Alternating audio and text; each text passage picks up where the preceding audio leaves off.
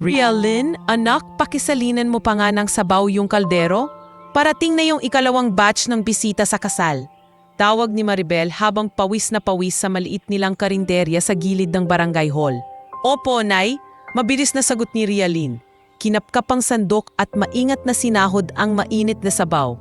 Ang lumang bestida niya ay kupas na ang bulaklaking print at ang tsinelas niyang medyo luwag na ay kumakalansing sa sementong sahig. Sa labas, rinig niya ang tugtog ng videoke at tawanan ng mga bisita. Isa na namang kasal sa baryo. Sanay na siya sa ganitong senaryo.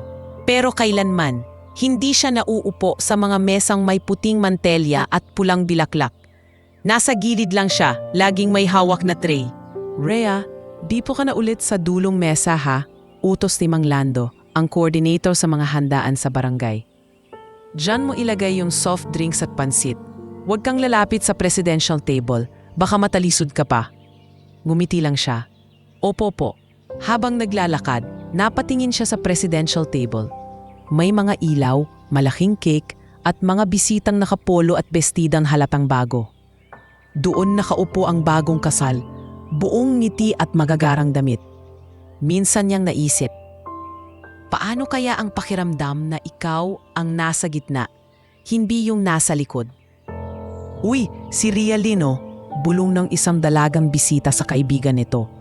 Parang hindi napapagod magtrabaho, pero yung damit niya, napakagatlabi si Rialyn. Sanay na siyang makarinig ng ganito. Malamang, iniisip nila na anak lang siya ng tagaluto, na tama naman. Pero kahit masakit, tinatanggap niya iyon. Sa isip niya, basta makauwi siya ng gabing ito na may sapat na tip para mabili ng gamot ang ama niyang si Lito. Ayos na. Pagka-uwi nilang mag-ina, gabi na at halos wala ng ilaw, kundi ang dilaw na bumbilya sa sala. Nakahiga sa papag si Lito. Umuubo ng malalim. May dala po kaming tinapay at kaunting ulam. Masayang sabi ni Rialyn. Pilit pinapawi ang pagod sa boses. Salamat anak, mahinang sagot ni Lito. Medyo paos. Pasensya na kayo ha, hindi na ako makatulong masyado sa bukid. Ano ka patay? Sabat ni Maribel, inaayos ang kumot niya. Ang mahalaga, nandito ka. Si Rhea na ang malakas sa atin ngayon. Napapu si Rhea sa tabi ng tatay niya. Tay, pag nakapagtapos po ako, hindi ko kayo pababayaan. Kahit hindi naman kami mayaman. Ngumiti si Lito, tinapik ang kamay ng anak. Kaya mo yan. Ikaw ang pinakamatalinong batang kilala ko. Kinabukasan, maaga siyang pumasok sa eskwela. Sa lumang bag na may kupas na zipper, naroon ang ilang notebook at lapis na halos kalahati na ang haba. Pagpasok niya sa classroom, sinalubong siya ng boses ni Cassandra. Umismid lang si Rialyn at naglakad papunta sa kanyang upuan. Sanay na siya sa ganoong banat. Pero kahit sanay na, hindi ibig sabihin na hindi na sumasakit. Maya-maya, dumating si Ma'am Yoli Duran, ang advisor nila. Class, tahimik na. May announcement ako. Tumayo si Ma'am Yoli sa harap. May hawak na envelope. Alam niyo namang may scholarship program ang isang foundation sa Maynila. Diba? May slot sila para sa isang estudyanteng may mataas na grades at nangangailangan. Nagkatinginan ang mga estudyante. Si Cassandra umayos ng upo, parang inaasahan na siya ang babanggitin. Napagpasyahan ng faculty, pagpapatuloy ni Ma'am, na irekomenda si Rialyn Manlapas. Para bang tumigil saglit ang mundo. Nawalan ng salita si Rhea. Ay Ma'am, sigurado po tayo? Mabilis na tanong ni Cassandra, nakataas ang kilay. Baka may mas deserving pa, like yung mas presentable. Matalim ang tingin ni Ma'am Yoli sa kanya. Cassandra, hindi sa damit na susukat ang talino at sipag. Si Rhea ang may pinakamataas na general average at alam nating lahat na kailangan niya ng tulong. Narinig ni Rialyn ang mahinang bulungan sa paligid. Siya? Yung taga-karinderya? Totoo ba to? Baka wala naman siyang pambayad sa pamasahe pa Maynila. Pagkatapos ng klase, pinatawag siya ni Ma'am Yoli sa faculty room. Rhea, anak, alam kong bigla to. Bungad ni Ma'am habang inaabot ang kopya ng scholarship form. Pero malaking oportunidad ito para sa'yo. Full tuition, may allowance ka pa. Kailangan lang ng kaunting requirements at consent ng parents mo. Nakakahiya po, ma'am. Mahina niyang sagot. Hindi ko to alam kung kakayanin namin, yung pamasahe, yung pagstay sa Maynila. Makikinig ka muna, malumanay na sagot ni Ma'am Yoli. Alam ko ang sitwasyon niyo sa bahay. Nakita ko kung gaano ka nagsusumikap. Hindi araw-araw dumarating ang ganitong pagkakataon. Huwag mong hayaang ang hiya o takot ang pumigil sa'yo. Umuwi siyang bitbit ang form. Mabigat ang pakiramdam. Pagdaan niya sa likod ng bahay, narinig niya ang boses ni na Tia Norma at Tia Fe. "Uy, nabalitaan mo? Yung anak ni Maribel, scholar daw sa Maynila," sabi ni Tia Fe, sabay higop ng kape. "Scholar? E di iiwan nila dito yung mga magulang? Paano na yung karinderya?" sagot ni Tia Norma. "Tsaka tingnan mo nga yung bata, mukhang mahihirapan sa syudad. Baka maging katulong lang yon doon." Napahinto si Ria sa may pader. Kumirot ang dibdib niya, pero dahan-dahan lang siyang naglakad, papasok ng bahay para hindi mahalata. Pagpasok, nadatnan niya si Maribel na nag-aayos ng mga gulay. "Anak, kamusta eskwela?" tanong nito. Pahimik niyang inilapag ang form sa mesa. "Nay, may inuwi po akong papel. Sabi po ni Ma'am Yoli, pwede daw po akong maging scholar sa Maynila." Napatigil si Maribel, napatingin sa papel, tapos sa anak. "Scholar? Sa Maynila?" "Opo, Nay. Halos pabulong. Full tuition daw po. May allowance din. Pero malayo po. Kailangan kong umalis dito." Lumabas si Lito mula sa kwarto. Hawak ang kanyang dibdib. "Ano yung narinig ko? Scholar ka, anak?" Tumango si Ria, pinipigilan ang luha. "Opo, Tay. Pero hindi ko po alam kung tama bang tanggapin. Paano po kayo? Paano kung hindi ko kayanin?" Umupo si Lito sa silya, huminga ng malalim. "Anak, matagal na naming pangarap ng nanay mo na makaalis ka sa hirap na to. Hindi namin kayang ibigay sa'yo ang lahat. Pero kung may pagkakatapon na mga tuntong ka sa kolehiyo, huwag mong sayangin dahil lang natatakot ka." "Pero Tay, ang dami pong mas magaganda. Mas may kaya, baka mapahiya lang po ako dun." Nanginginig niyang sagot. Lumapit si Maribel, hinawakan ang magkabila niyang pisngi. "Anak, kahit nakalumang destida ka, mas mahalaga ang laman ng puso at isipan mo. Hindi kita pinalaki para habang buhay mong pakinggan ang sabi-sabi ng iba. Kung gusto mong subukan, nandito kami ng tatay mo, kahit sa dasal man lang." Hindi na napigilan ni Ria ang pag-iyak. "Nay, Tay, natatakot po ako. Pero ayokong tumanda na nagsisisi na hindi ko sinubukan." "Kung ganon," mahinang ngiti ni Lito. "Punuin na natin yung form." Kinagabihan, habang tahimik na ang buong baryo at tanging kuliglig lang ang maririnig, nakaupo si Rialin sa harap ng maliit na lampara, pilit pinupuno ang form gamit ang maayos ng sulat kamay. Sa labas ng bintana, nakikita niya ang covered court na kanina lang ay puno ng tawanan at tugtog. Naalala niya ang mga kasal na pinagserbisyuhan niya, ang mga mesang nasa dulo, ang mga tray ng pansit at soft drinks, ang mga mapanghusgang tingin. Sa unang pagkakataon, pumikit siya at nagdasal ng buong puso. "Panginoon, kung para sa akin po to, tulungan niyo po ako. Gusto ko pong makaalis sa dulo ng mesa. Kahit isang upuan lang po sa gitna, sapat na." At sa gabing iyon, hindi pa niya alam. Pero nagsisimula ng gumalaw ang tadhana papalayo sa maliit na baryong. Matagal na rin palang masikip para sa laki ng pangarap niya. Madaling araw pa lang ay gising na ang buong bahay. Amoy kape at pritong tuyo ang sumalubong kay Rialin paglabas niya ng kwarto. Dala ang bag na puno ng ilang damit, notebook at isang lumang payong. "Anak, siguradong tama ba yung oras ng biyahe mo?"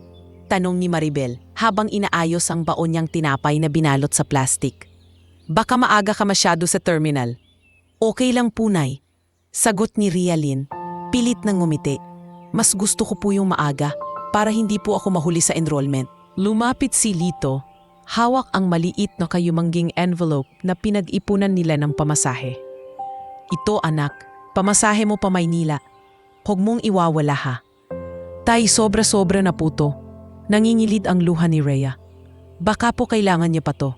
Umiling si Lito. "Mabihit mo yan doon. Dito, kahit papaano, kaya pa namin ni nanay mo. Doon, ikaw ang lalaban mag-isa." Hindi na siya nakapagsalita. Niyakap niya ang ama Mahigpit bago binalingan ang ina. Si Maribel ay naglagay ng malamig na kamay sa likod ng anak at mahinang bumulong. Huwag mong kalilimutan kung sino ka, anak, kahit saan ka makarating. Sa lumang bus papuntang Maynila, umupo siya sa tabi ng bintana. Habang papalayong paakyat ang bus sa kalsadang baku-bako, unti-unti ring lumiliit ang tanaw niya sa baryong kinalakhan. Nako, iha! First time mo ba sa Maynila? Tanong ng tsuper na si Kuya Benjo nang mapansing tahimik lang siya at mahigpit na yakap ang bag. Opo, kuya. Tipid niyang sagot. Mag-e-enroll po ako sa kolehiyo. Ganun ba? Ngumiti si Kuya Benjo sa rearview mirror. Huwag kang matakot. Mas malaki lang yung lugar. Mas maraming jeep. Mas maraming ilaw. Pero tao pa rin yung mata nandun. Pare-pareho lang tayong magsusumikap. Napangiti si Realin kahit kaunti. Sa bawat kilometro, parang may naghihiwalay sa kanya at sa dating mundo. Kinakabahan siya, pero may konting saya ring tumutusok sa dibdib. May posibilidad na magbago ang buhay nila. Pagdating sa Cubao, sinalubong siya ng ingay at usok. Jeep na punong-puno, bus na halos naguunahan sa kalsada, mga taong nagmamadali. Sumunod siya sa direksyong itinuro ni Ma'am Yoli sa papel, tapunta sa boarding house ni Aling Noemi sa Sampaloc. Pagdating niya roon, sinalubong siya ng babaeng may kulot na buhok at dekolor na duster. Ikaw ba si Ria? Yung scholar daw? Opo, tumango siya. Ako po si Ria Lynn Manlapas. Aba, pumasok ka na? Ako si Aling Noemi, dito ka sa shared room ha? 3 na kayo roon, puro estudyante rin. Basta tuwing Sabado, general cleaning. Bawal din ang maingay pag may exam week daw, sabi nila. Pagbukas niya ng pinto ng kwarto, agad niyang naamoy ang bago at mamahaling pabango. May 3 kama roon at sa 2 kama ay may nakaipong mga dalagang maayos ang buhok at naka-short na branded. Hi new girl, bati ng isa, nakangiti pero may sukat ang tingin. Ako pala si Maxine. Ito naman si Dayan at yung nasa taas ng double deck, si Ella. Realin po, maina niyang sagot. Galing po akong probinsya. Nagkatinginan si Maxine at Dayan. Kaya pala mabigat yung bag mo. Biro ni Dayan. Parang puno ng bigas. Tumawa sila. Sumabay si Ella sa tawa pero hindi na nagsalita. Si Rhea naman, nagpaubaya na lang at maingat na inilagay ang mga damit sa lumang kahong pinahiram ni Aling Noemi. Sa sulak ng kwarto, ramdam niya ang layo niya sa mga bagong kasama. Parang siya lang ang black and white sa mundong puno ng kulay. Kinabukasan, unang araw niya sa kolehiyo. Sinuot niya ang pinakamaayos niyang blouse at paldang hanggang tuhod. Habang naglalakad sa campus, hindi niya maiwasang tingnan ng mga estudyanteng nakaputing sapatos, may sling bag na branded, naka-makeup. Excuse me po, saan po yung building C? Nahihiya niyang tanong sa isang lalaking estudyante na may earphones pa. Tingin ko doon, sagot niya to, tinuro kung saan-saan. Pero wag kang masyadong obvious na naliligaw, ha? Wala nang mabait sa Maynila. Hindi na siya umimik. Maya-maya, nalaman niyang mali pala ang napuntahan niyang building. Sa hallway ng tamang gusali, narinig niya ang komento ng 2 lalaki. Uy, ayun na yung probinsyang lost kagabi sa enrollment, sabi ni Jomel, isa sa kaklase niya, sabay turo sa kanya. Mukhang naligaw na naman. Mapumito pa sa gilid. Uy, campus tour sa sarili niyang version. Namula si Realin sa kahihiyan. Pinilit niyang idiretso ang likod at nagkunwaring hindi naririnig. Pero sa loob, parang pinupunit ang kumpiyansa niya. Sinasabi na hindi siya nababagay dito. Pagkatapos ng klase, pumila siya sa opisina ng Student Affairs. Nakita niya ang karatulang Student Assistant Program now accepting applicants. Huminga siya ng malalim at nag-fill out ng form. Bakit gusto mong mag-student assistant?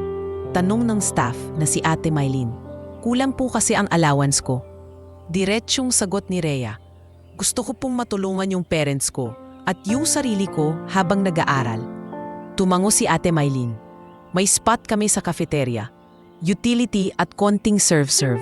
Kaya mo? Kaya ko po, sagot niya. Mas matatag ang boses. Pagkalipas ng ilang araw, nagsimula siya sa cafeteria. Doon niya nakilala si Nerissa. Isang babaeng halos kaedad niya. Kulot ang buhok at laging may baong kwento. Hoy, ikaw pala si Ria.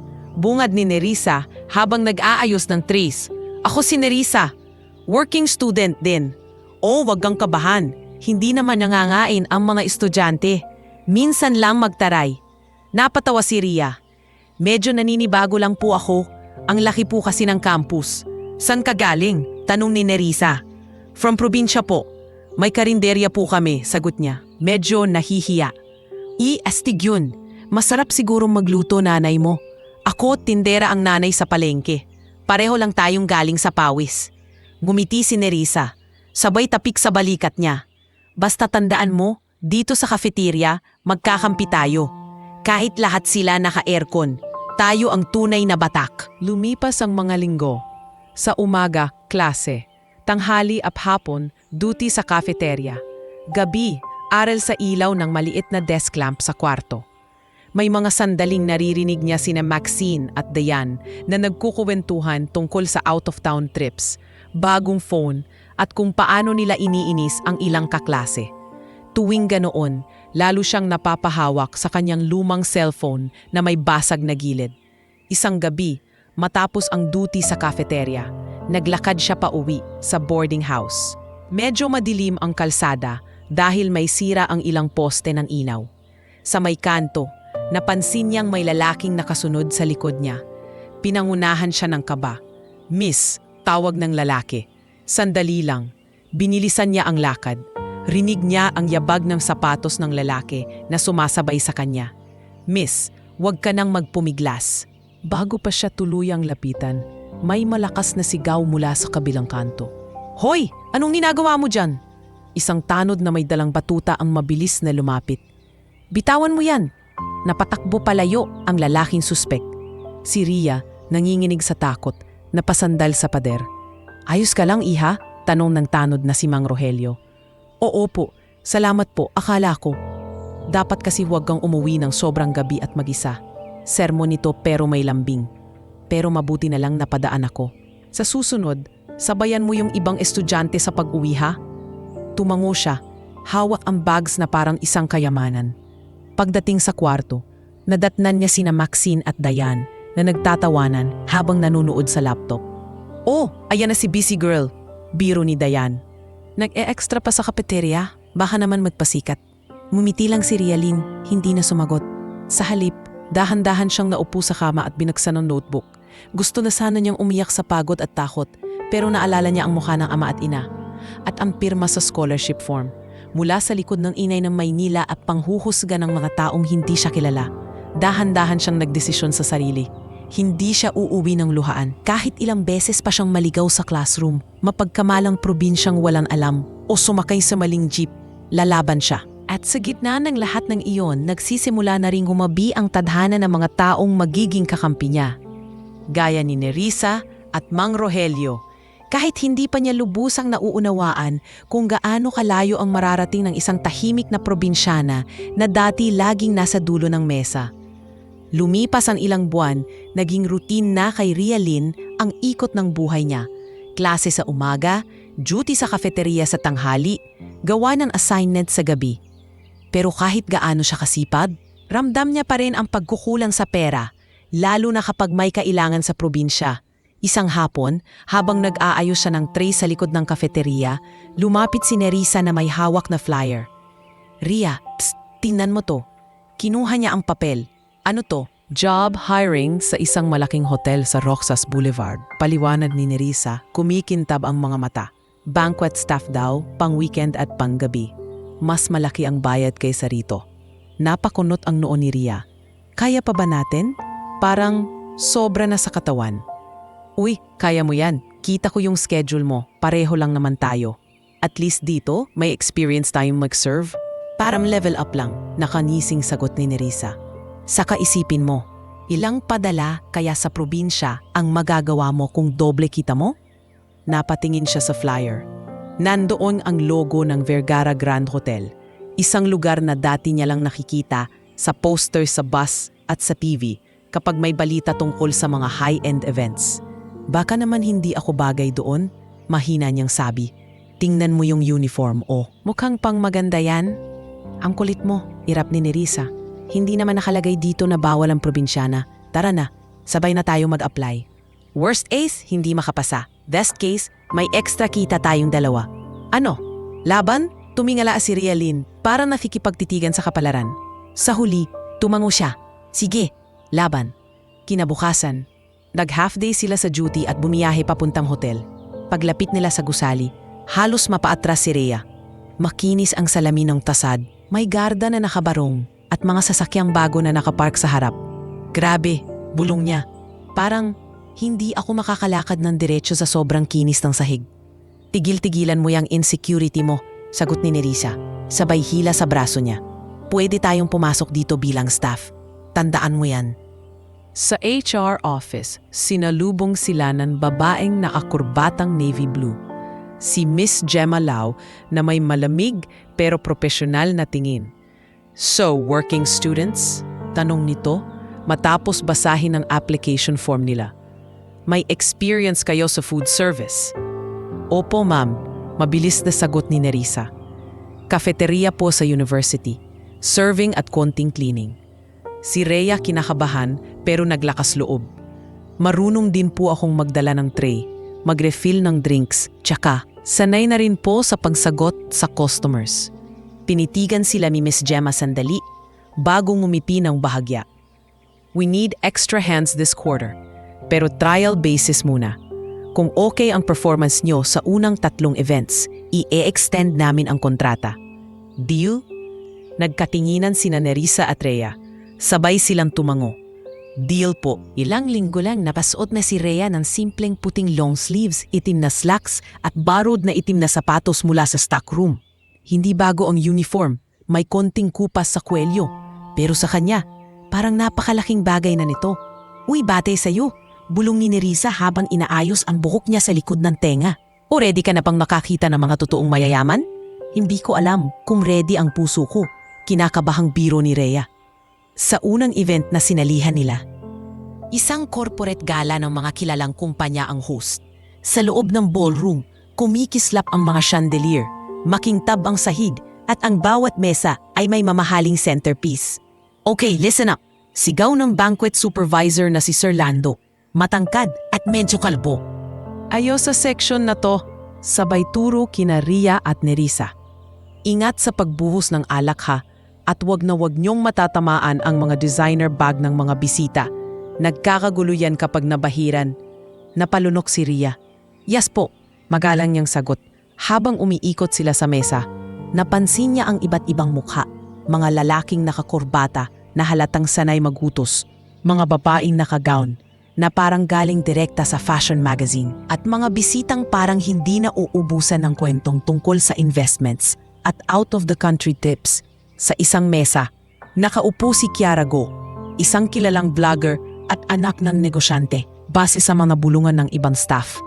May maliit itong clutch bag na may kumiislap na stones. Habang nagbubuhos si Rhea ng juice sa baso ni Kiara, biglang may tumawag mula sa kabilang dulo ng mesa. Miss, water pa nga dito, sabi ng isang lalaki. Napalingon si Rhea saglit at sa isang iglap ng pagkabaling, nadulas ng bahagya ang pitcher sa kamay niya. Tuwalsik ang kaunting juice sa gilid ng clutch bag ni Kiara. Ay, my God! Sigaw ni Kiara. Agad na iniangat ang bag. Do you even know how much this costs? Namutla si Rhea, agad na humingi ng paumanhin. Pasensya na po, ma'am. Hindi ko po sinasadya. Kukuha po akong tissue. Hindi na niya natapos ang sasabihin ng sumingit si Sir Lando. Pulang-pula ang mukha. Ano bang ginawa mo manlapas? Ilang beses ko bang sasabihin sa inyo? Maging mainat sa mga gamit ng bisita. Nadulas lang po. Hindi tanggap na dahilan dito. Singhal ni Sir Lando. Ibaba mo yung pitcher. Sa likod ka muna. Isa kang walking disaster. Naririnig ni Rhea ang bulungan ng ibang staff.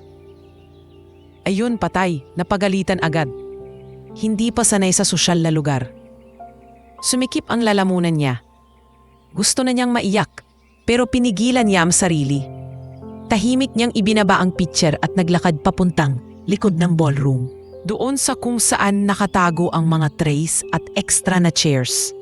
Sa sulok ng back area, napaupo siya saglit sa tapat ng metal rack. Pinilit niyang pigilan ang luha pero may tumulo pa rin. Hey, napalingon siya. May nakatayong binata sa ilang hakbang ang layo. Naka-semi-formal na polo at may hawak na clipboard. Hindi pamilyar ang mukha pero may kakaibang kislap ang mga mata nito. Okay ka lang? Tanong nito, mahinang boses. Pasensya na po sir, hindi na po mauulit. Mabilis niyang sabi, pinupunasan ng luha. Kung gusto niyo pong umalis na lang ako, tatanggapin ko po. Napakunot ang noo ng binata. Hindi ako si Lando, sabay ngiti. Trainee lang ako sa events team. Caleb, inabot nito ang kamay. Ikaw si Rhea, di ba? Narinig ko kanina. Nag-alinlangan siya pero tinanggap ang handshake. Opo. Si Rhea Lynn po. Huminga ng malalim si Caleb. Nakita ko kanina, maliit lang yung talsik. Mas malaki pa ang sigaw ni Kiara kaysa sa damage sa bag niya. Napatawa siya ng bahagya. Ganon talaga dito. Minsan, mas mahal pa nila ang gamit kaysa sa tao. Hindi napigilan ni Rhea ang mapangiting mahina. Siguro po, sanay na lang sila na lahat umiikot sa kanila. Hindi ibig sabihin na tama, sagot ni Caleb. Alam mo, sa totoo lang, kayo yung mas hinahangaan ko. Kayo na nasa likod, nagpapagod para maging maganda yung event. Kung wala kayo, wala ring gana yung mga yan. Napaisip si Rhea. Sanay siyang baliwalain, pero ngayon lang may nagsabi ng ganun. Bumalik ka na sa floor, dagdag ni Caleb. Hindi ka walking disaster, nadulas ka lang. Mangyayari yan kahit kanino. Tumamo siya. Medyo gumaan ang loob. Salamat po, Sir Caleb. Mabuti yan, nakangiting sabi nito. Basta pag sinigawan ka ulit ni Lando, imagine mo na lang na maingay lang siyang alarm clock na nakalimutan patayin. Bahagyang natawa si Rhea bago muling sinuot ang kanyang ngiti at bumalik sa ballroom. Ilang linggo pa ang lumipas, mas nasanay na siya sa trabaho. Alam na niya kung kailan pa simpleng iiwas sa mga bisitang mahilig magreklamo, kung paano makikisabay sa bilis ni Sir Lando, at kung paano makikipagkapwa-tao sa fellow staff tulad ni Mando sa kusina, Tess na taga-dishwashing at si Jonel na taga-setup ng mesa.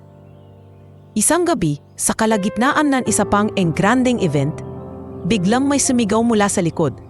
Sunog! Sunog sa kusina! Nagkandara pa ang ilang staff. Amoy mantika at usok ang hangin. Agad na sinabi ni Sir Lando, unahin niyong ilabas ang mga VIP. Bilis! Pero si Rhea, imbes na tumakbo palayo, mabilis na pumasok sa service corridor, kung saan nakita niyang nakulong si Mando sa likod ng pinto. Pilit binubuksan habang kumakapal ang usok. Mando! Sigaw niya. Sandali lang. Hinila niya ang pinto mula sa kabila, sabay tadyak sa kahoy na bahagi nito. Sa ikatlong tadyak, bumigay ang pinto. Agad niyang hinina si Mando palabas, habang umuubo ito. Salamat, Rhea. Hingal na sabi ni Mando. Akala ko tapos na ako. Dali po, labas na tayo. Sagot niya. Hawak pa rin ang braso nito. Sa dulo ng koridor, may nakatayo palang nakamasid. Si Caleb, kasamang isang lalaking nakasuit na may hawak na radyo. Si Mr. Rodrigo Salcedo, operations manager ng hotel. Tahimik silang nanood habang inaalalayan ni Rhea si Mando palabas. Nakita ni Mr. Rodrigo kung paanong sa gitna ng gulo, hindi na inisip ni Rhea ang sariling takot. Yan ba yung bagong banquet staff? Tanong ni Mr. Rodrigo kay Caleb. Opo sir, sagot ni Caleb. Hindi inaalis ang tingin kay Rhea. Si Rhea Lynn Manlapas. Tugon ni Mr. Rodrigo. Nakakunot ang noo pero may bahid ng paghanga. Muntik na siyang madamay pero hindi siya tumakbo talayo. Habang abala ang lahat sa pag-aayos pagkatapos ng insidente, hindi alam ni Rhea na sa gabing iyon may mga matang tahimik na nagmarka ng pangalan niya sa isang listahan sa isip.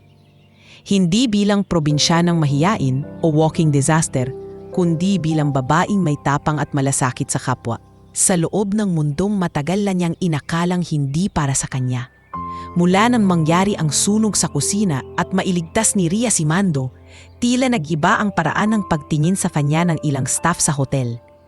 Mas madalang na siyang pagalitan ni Sir Lando at minsan pa nga ay napansin niyang tinapik siya sa balikat nito matapos ang isang matagumpay na event. Good job kanina Manlapas, tipid na sabi ni Sir Lando isang gabi. Walang reklamo, maayos ang takbo.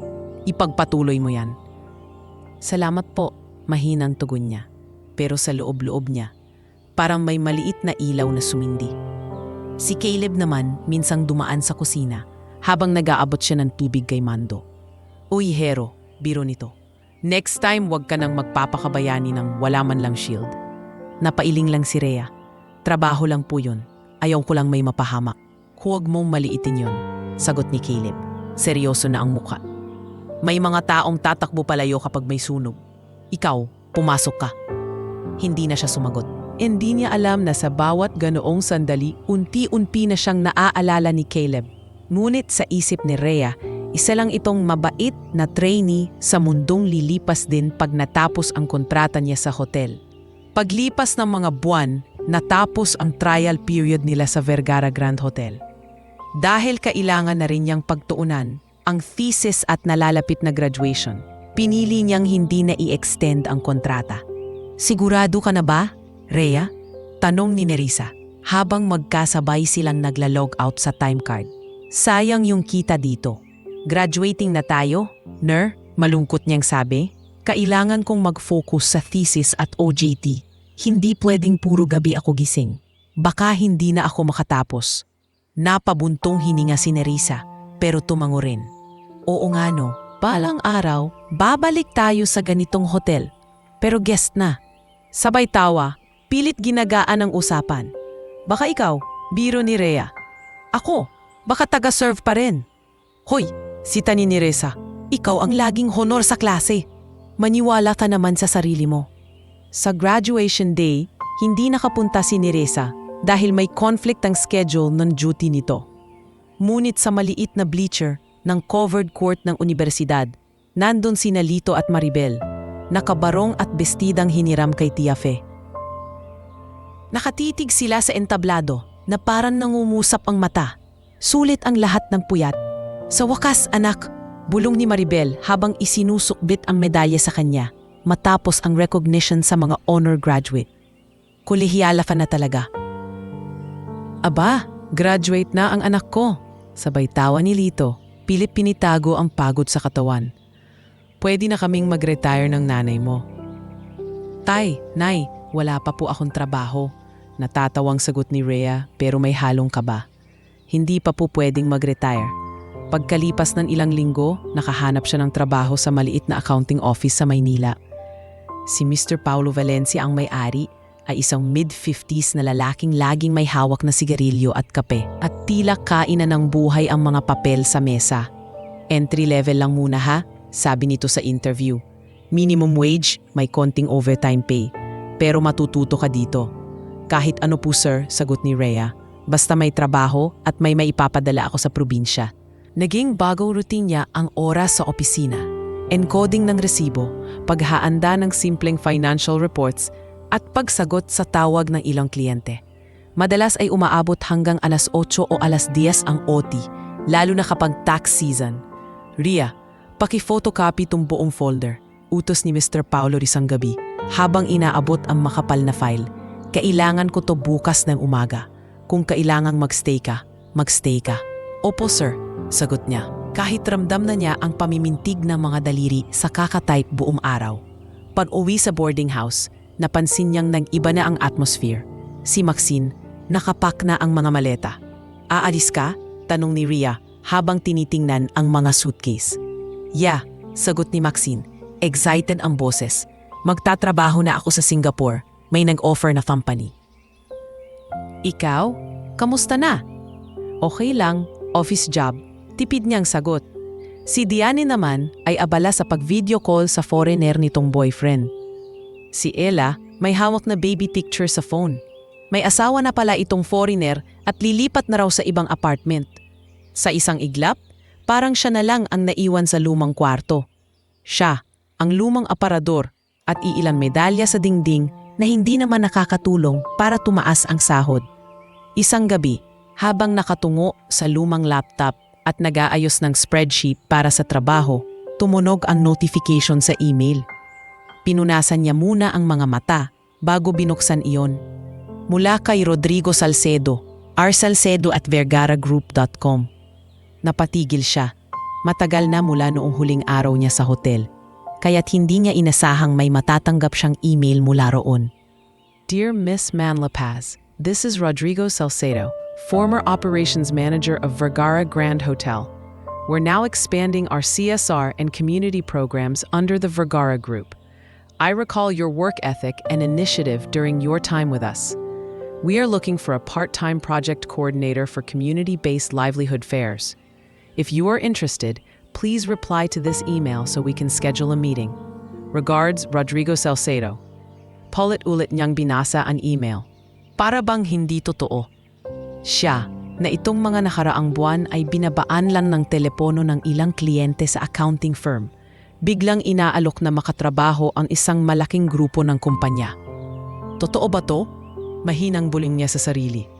Agad niyang naisip sina Lito at Maribel, ang karinderya, ang mga kapitbahay sa baryo. Kung community-based livelihood fairs ang proyekto, baka may magawa siya para sa mga tulad nilang nagtitinda, magsasaka, mangingisda. Hindi ako pwedeng umatras sa ganitong pagkakataon, sabi niya sa sarili, habang dahan-dahan nang pumipindot sa reply. Habang nagta-type siya ng maingat na sagot, may isa pang notification na biglang lumitaw. Isa na namang email, pero mula sa ibang address. Mula kay events@vergaragroupweddings.com. Napakunot ang noo niya. Binuksan niya ito at agad na bumungad ang magarang template. May disenyo ng bulaklak, gold fonts at larawan ng isang garden venue. You are cordially invited to the wedding of Caleb Joaquin Vergara and Bianca de la Riva date. Nakalagay ang petsa at oras. Venue, La Estrella Garden Resort. Guest name, Miss Rialyn Manlapaz. Nanlamig ang palad niya. Napaupo siya sa gilid ng kama. Hawak ang mouse na parang mabibitawan niya anumang oras. Bakit ako? Mahina niyang tanong kahit walang ibang nakakarinig. Sino ba siya kumpara sa mga kaibigan at pamilya ni Caleb? Taga-banquet staff lang siya noon, working student, probinsyanang laging iniisip kung may pamasahe pa ba sa susunod na araw. Pero nandoon sa email ang malinaw na pangalan niya. Hindi ito generic na imbitasyon, personal ang pagkakabanggit. Kinabukasan, kinausap niya si Nerissa sa messenger. Ner, may isishare ako. Nag-video call sila. Nakita ni Nerissa ang itsura niyang parang hindi makapaniwala. Ano yan? Mukha kang nakakita ng multo, biro ni Nerissa. Naalala mo si Caleb, yung trainee sa hotel? Dahan-dahan niyang tanong. Oo, yung pogi. Agad na sagot ni Nerissa. Bakit? Magpapakasal na siya. Tapos inimbita ako sa kasal, sabi ni Ria, sabay pakita ng screenshot ng email. Lumaki ang mata ni Nerissa. Halaka! Ibig sabihin hindi lang basta-basta yung tingin niya sa'yo noon. Grabe girl. Oy, wag kang ganyan. Awat ni Ria. Pero namumula na ang pisngi. Siguro nagpapasalamat lang siya. O baka automatic invite sa lahat ng naging staff. Automatic hinayupak, natatawang sagot ni Nerissa. Alam mo namang hindi ganun kadali ang protocol sa mga mayaman. Kung nandyan pangalan mo, may dahilan yan. Napayuko si Ria. Wala naman akong damit na pang ganong kasal. Wala rin akong extra pera para sa regalo. Wala nga akong maayos na heels. Kung gusto mong pumunta, may paraan, sabi ni Nerissa. Mas seryoso na ang tono. Pwede tayong manghiram o pumunta sa ukay. At tungkol sa pamasahe, pwede kang mangutang muna. Hindi araw-araw iniimbitahan ang katulad natin sa kasal ng isang Vergara, no? Matagal siyang natahimik. Sa isip niya naglalaban ang hiya at kuryosidad, takot at kakaibang paghila ng tadhana. Sa huli, ang naalala niya ay ang gabing nagdasal siya sa baryo na sana kahit isang beses. Makaupo siya hindi sa dulo ng mesa. Sumunod na araw, kinausap niya si Aling Noemi. Nay Noemi, hihiram po sana ako ng pera. Babalik naman po agad kapag nakapasok ako sa bagong trabaho. Ano na naman to, Rhea? Tanong ni Aling Noemi. Nakatingin sa kanya mula sa ibabaw ng reading glasses.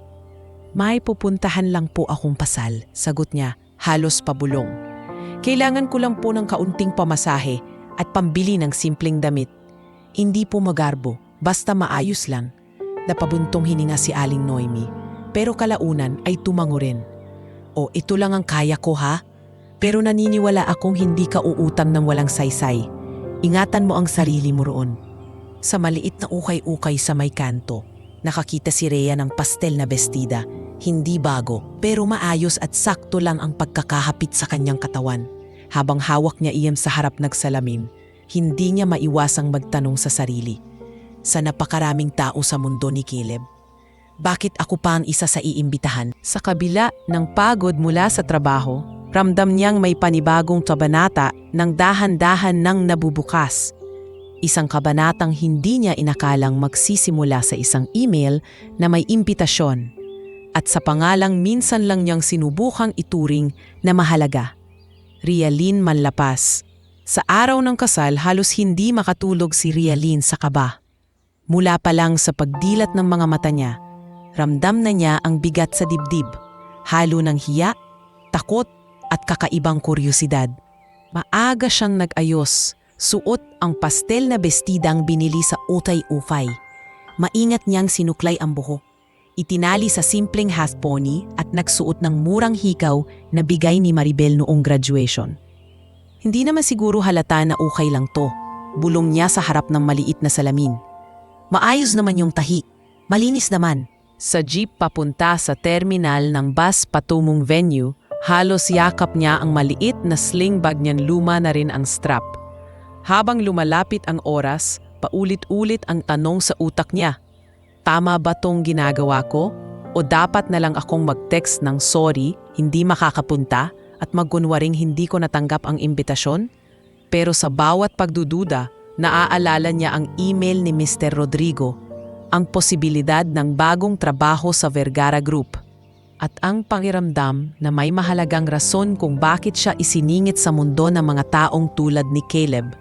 Kaya kahit naninginig ang sikmura niya, tumuloy siya. Pagdating sa La Estrella Garden Resort, halos mabingi si Rhea sa katahimikan ng sarili niyang isip. Kumislap sa paningin niya ang malalaking arko ng bulaklak, puting kurtina na nilalaro ng hangin at mga mesa sa hardin na may eleganteng centerpiece. May nakatalagang valet para sa mga sasakyan, may mga bisitan na gown na tila bagong labas sa magazine, at lalaking nakabarong na halatang pinatahi pa sa mamahaling sastre. Huminga siya ng malalim at lumapit sa registration table. Nandoon ang isang babaeng naka-headset, si Mia, na abalang nag-check ng listahan. "Good afternoon, ma'am. Pangalan po?"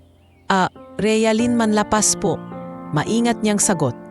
Sadlit na tiningnan ni Mia ang listahan, pagkatapos ay ngumiti. "Nandito po, ma'am. Guest kayo ni Mr. Caleb. Dito po ang seat number nyo." Iniabot nito ang maliit na card na may natasulat na table number. Napakurap si Rhea. Guest ni Caleb. Hindi niya alam kung matutuwa ba o mas lalo pang kakabahan. Pagpasok niya sa mismong garden area, agad niyang naramdaman ang mga matang sumusuyod sa kanya mula ulo hanggang paa. Sa gilid, may tatlong babaeng naka-baby pink na bridesmaid gown. Sina Vanessa, Cindy at Rowena, masabay-sabay na napatingin sa kanya. "Sinong guest kaya yun?" Mahinang tanong ni Vanessa, pero hindi sapat na mahina para hindi marinig ni Rhea. Parang na-short sa budget yung stylist. Napatawa si Cindy. "Baka relative sa probinsya. Kita mo yung damit? Simple pero halatang hindi couturier. Pwede na siguro sa mga table sa likod." Singit ni Rowena, sabay taas ng kilay. Hindi naman sila nag-photobooth level. Napadaba si Rhea ng tingin. Pinilit niyang maglakad ng diretsyo. Hinahanap ang table number sa card. Nang makita niya ito, napagtanto niyang nasa pinakadulong bahagi iyon ng garden, malapit sa mga potted plants sa likod. Halos katabi na ng service area kung saan palabas-pasok ang mga waiter. Umupo siya sa bakanting upuan. Ilang minuto, walang ibang umuupo sa mesa. Halos mapagkamalan niyang staff ang sarili, lalo na't madalas lumalapit sa gilid ng mesa ang mga waiter para magpagpag ng tray. Isang waiter na may nameplate na Jonas ang napatingin sa kanya. "Ma'am, gusto niyo po ng tubig?" Magalang nitong alok. "Ay oo, salamat," sagot ni Rhea, bahagyang nahihiya. Napangiti si Jonas. "Huwag po kayong kabahan, ma'am. Dito po talaga yung table na yan para sa additional guests. Pero special pa rin po kayo ha." Biro nito, pilit na ginagaan ang pakiramdam niya. Hindi naman po ako special, natatawang pilit niyang sagot. Baka nadamay lang po sa listahan. Kung nadamay man po, at least kasama sa magandang kasal. Sagot ni Jonas, sabay kindat na parang kapatid. Enjoy lang po kayo. Habang unti-unting napupuno ang iba't ibang mesa, pinagmamasdan ni Rhea ang mga bisita. Sa unahan, malapit sa stage, may mesa para sa pamilya ng groom. Nakita niya ang matikas na tindig ni Don Marcelo at ang eleganteng postura ni Doña Margarita. Ang mga magulang ni Caleb. Sa kabilang banda, narion naman ang pamilya ni Bianca. Mga sosyal na muka na sanay tumawa ng hindi nasisira ang lipstick. Naririnig niya ang ilang usapan sa di kalayuan. Grabe no, si Caleb at Bianca, nag-engage sa Paris pa talaga. Sabi ng isang babae sa mesa malapit sa kanya. Sa ilalim daw ng Eiffel Tower. Siyempre, sagot ng kasama nito. Anak ng Vergara yun. Tsaka si Bianca, anak ng De La Riva. Power couple. Ang swerte ni Bianca. Imagine, mapapanasawa niya yung tagapagmana ng Vergara Group. Sa bawat salitang Vergara Group, Paris at Power Couple, lalong nanliit ang pakiramdam ni Rhea. Para siyang napadpad sa eksenang hindi dapat siya bahagi. Hindi niya alam kung dapat ba siyang tumayo at umuwi na lang ng tahimik bago pa magsimula ang programa. Tama ba talagang pumunta ako? Bulong niya sa sarili. Pinaglalaruan ang kutsara sa mesa. Hindi ko naman mundo to. Nagsimula ang seremonya sa ilalim ng malaking arko ng bulaklak. Lumakan si Bianca sa aisle. Nakaputing gown na tila ginawa para sa mga diyosa. Maganda ito, walang duda. Sa isang sandali, napalunok si Rhea. Hindi sa inggit, kundi sa realisasyon kung gaano kalayo ang pagitan ng kanilang mga daigdig. Pagdating sa reception, nagpalit na ng mas magarang ilaw ang garden. May host na masiglang nagsalita sa mikropono, may pagbukas ng champagne, may first dance, lumigid ang camera crew, kino-close up ang mga ngiti ng bagong kasal. Sa pinakadulong mesa, tahimik lang si Rhea. Paminsan-minsang susubo ng kaunting salad para may ginagawa ang kamay. Ilang waiter lang ang minsang kumakausap sa kanya. Ang ibang bisita, parang hindi siya nakikita. Kumusta po kayo, ma'am? Tanong ulit ni Jonas habang nilalagyan ng tubig ang baso niya. Okay lang, sagot ni Rhea. May ngiting pagod. Masaya naman na makita sila kahit malayo. Basta humanap lang kayo ng angle kung saan makikita niyong parte pa rin kayo ng kwento, ma'am. Sabi ni Jonas, parang hindi waiter kundi parang tagapayo. Hindi lang kasi laging yung nasa gitna ang importanteng karakter. Natigilan si Rhea, simple lang ang sinabi nito. Pero tumama sa mismong dinaramdam niya. Maya-maya hiniyanan ng host ang lahat. Okay, tahimik muna tayo saglit. It's time for the message from our groom, Mr. Caleb Vergara. Palakpakan, hiyawan. Pumayo si Caleb sa gitna. Naka-classic black suit, may hawak na mikropono. Miti siyang tumingin sa asawa niyang si Bianca. Tapos sa mga magulang, sa mga ninong at ninang, sa mga bisitang halos punuin ang garden. Una sa lahat, panimula ni Caleb. Gusto kong magpasalamat sa mga magulang namin ni Bianca, kay dad, kay mom, at sa mga magulang ni Bianca. Sa lahat ng suporta at pagmamahal, hindi naming mararating to kung wala kayo. Palakpakan ulit. Sa mga kaibigan naming dumalo, salamat sa oras at sa pagpunta, kahit alam kong busy ang lahat. May sumigaw mula sa unahang mesa, "We love you, Caleb." Sabay tawa. Mumipi siya, pero makikita sa mukha niya na may hinahanap pa siyang ibang salita. Sadlit siyang tumahimik, parang may iniisip na mabuti. Pero, dugtong niya, may isa pa akong gustong pasalamatan. Isang tao na hindi siguro inaasahang mababanggit ko ngayon. Hindi siya kilala ng karamihan dito. Hindi siya laging nakikita sa spotlight. Pero kung hindi dahil sa kanya, baka hindi ako nandito ngayon. Hindi lang bilang businessman, kundi bilang taong natutong tumingin sa mga nasa likod. Nagsimulang magbulungan ang mga tao. Sino kaya yun? Sa pinakadulong mesa, napatingin si Rhea pero agad ding iniiwas ang tingin. Ipinapalagay na baka ibang tao yon. Baka mentor ng groom, dating teacher o sinumang kaanak. Naramdaman niyang bumibilis ang tibok ng puso niya. kahit wala namang malinaw na dahilan. Huminga ng malalim si Caleb, saka tumingin sa dulo ng garden, sa direksyon ng mga mesa sa likod. Gusto kong anyayahan dito sa harap. Aniya, malinaw ang boses sa mikropono. Ang babaeng nagligtas sa isang ordinaryong staff sa hotel na parang kapamilya niya at nagpakita sa akin na hindi mo kailangang mayaman para maging mahalaga ang buhay mo sa iba. Miss Rialyn Manlapas, can you please come here in front? Para siyang binuhusan ng malamig na tubig. Parang sabay-sabay na umikot ang lahat ng ulo mula sa gitna papunta sa pinakadulong mesa. Narinig niya ang ilang mahinang bulalas. Siya? Yung nakapastel? Parang staff lang? Maging sina Vanessa, Cindy at Rowena. Kitang-kita ang unti-unting pagputla ng mga mukha. Siya yung inimbita personally. Pabulong na tanong ni Vanessa. Halos hindi makapaniwala. Hindi! Pwedeng siya! Mariing sabi ni Cindy pero halata sa boses ang pagkabigla. Ramdam ni Rhea na namumula ang kanyang mukha. Nanginginig ang mga kamay. Napatingin siya kay Jonas na nakatayo ilang hakbang ang layo. Nakangiti at tila sinasabing, "Go!" "Ma'am," mahinang hikayat ni Jonas. "Kayo po yung tinatawag." Pilit na tumayo si Rhea. Nanginginig ang tuhod. Halos maririnig niya ang kalabog ng dibdib. Habang naglalakad siya sa pagitan ng mga mesa. Ramdam niya ang bawat tingin. Yung dati hindi siya pinapansin, ngayon ay nakatutok, sinusukat. Gulat na gulat at sa gitna ng hardin, sa ilalim ng mga kumikislap na ilaw at sa harap ng mga taong minsan niyang inakalang hindi niya maabot, naghihintay si Caleb, nakangiti ng totoo. Sa dalagang probinsyanang minsang nagtrabaho sa likod ng kurtina, ngayoy unti-unti nang hinahatak sa gitna ng entablado ng sarili niyang kwento. Habang papalapit si Rhea sa gitna, pakiramdam niya'y parang humahaba ang aisle sa bawat hakbang. Naririnig niya ang mahinang lagitik ng sariling kaba sa dibdib. Halos sumabay sa tunog ng mga kubyertos at mahihinang bulungan. Sa gilid ng paningin niya, tanaw niya si Vanessa na nakatitig sa kanya, nanlalamig ang mukha, si Cindy na tila biglang naubusan ng salita, at si Rowena na hindi makapaniwalang siya ang tinawag ng groom. Pagdating niya sa harap, huminto siya ilang talampakan mula kay Caleb. Bahagyang ibinaba niya ang tingin, hinahabol ang hininga. "Hi, Rhea!" Bungad ni Caleb. Malumanay ang boses kahit may mikropono. "Thank you for coming."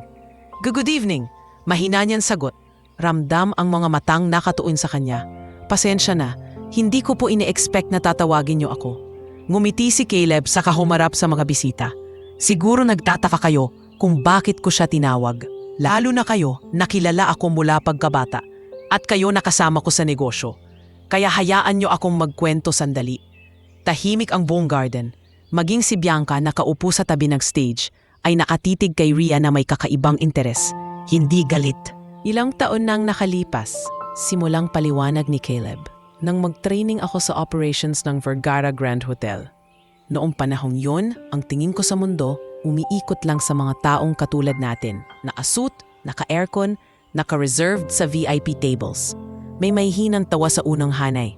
Hanggang sa isang gabi, nagkaroon ng sulog sa kusina. Pagpapatuloy niya. Nagkagulo, nagtakbuhan ng iba, at sa gitna ng usok at sigawan, may isang babaeng banquet staff na hindi tumakbo palayo. Pumasok siya sa corridor para hilahin palabas ang isang kitchen staff na natrap sa likod ng pinto. May nagligtas sa isang buhay nandoon. Hindi ako yun. Siya yun. Tumingin si Caleb kay Rhea, sabay turo sa kanya ng marahan. Si Rialyn Manlapaz. Nag-iba ang tono ng bulungan sa paligid. Ang mga naghihinalang probinsyana lang ay ngayon tila pilit ikinukubli ang hiya sa likod ng wine glass. May iba pang pabulong na, siya pala yung storya ng sunog na kinuwento ni Caleb noon. Working student daw yan dati, di ba?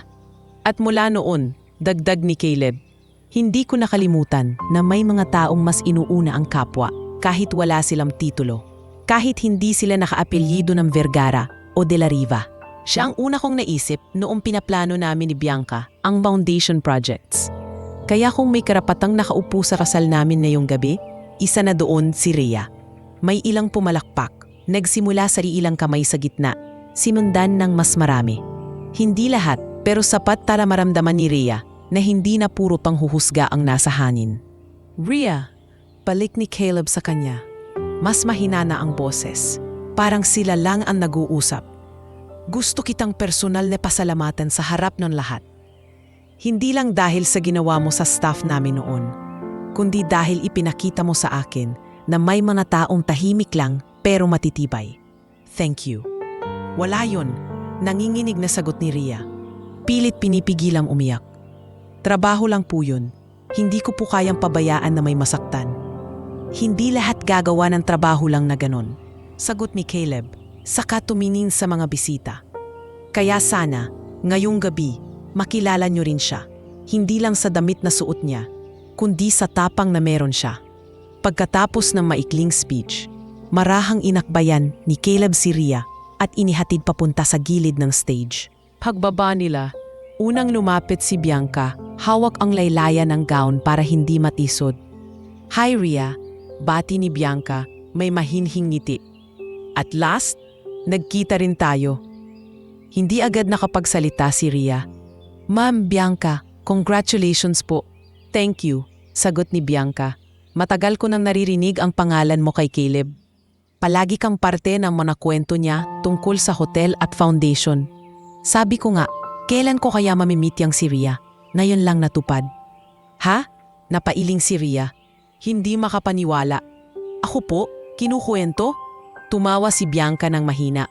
Oo, sa tuwing na pag-uusapan yung advocacy namin, sabi niya, may mga kagaya ni Rhea na dapat nating alalahanin. Kaya nung pinag-uusapan namin ang guest list, sabi ko, ayoko mawala siya sa listahan. Sa likod nila, lumapit ang 3 bridesmaid. Kita sa mukha ni Vanessa at Cindy ang pamumula. Si Rowena naman ay halatang kinakabahan. Caleb, maingat na bungad ni Vanessa. Can we just say something to Rhea? Tumingin si Caleb kay Rhea, parang nagtatanong kung okay lang.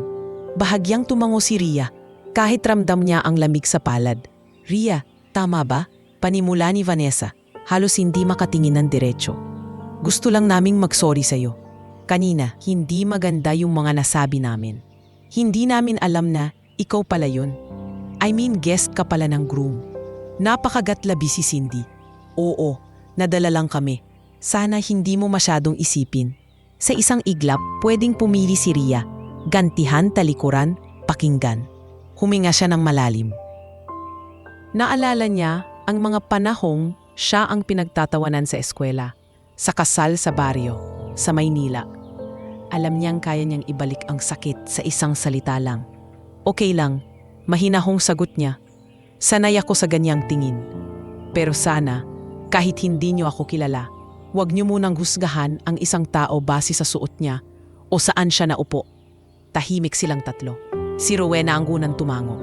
You're right. Sorry. Let's start over? Alok ni Bianca, nakangiti kay Rhea.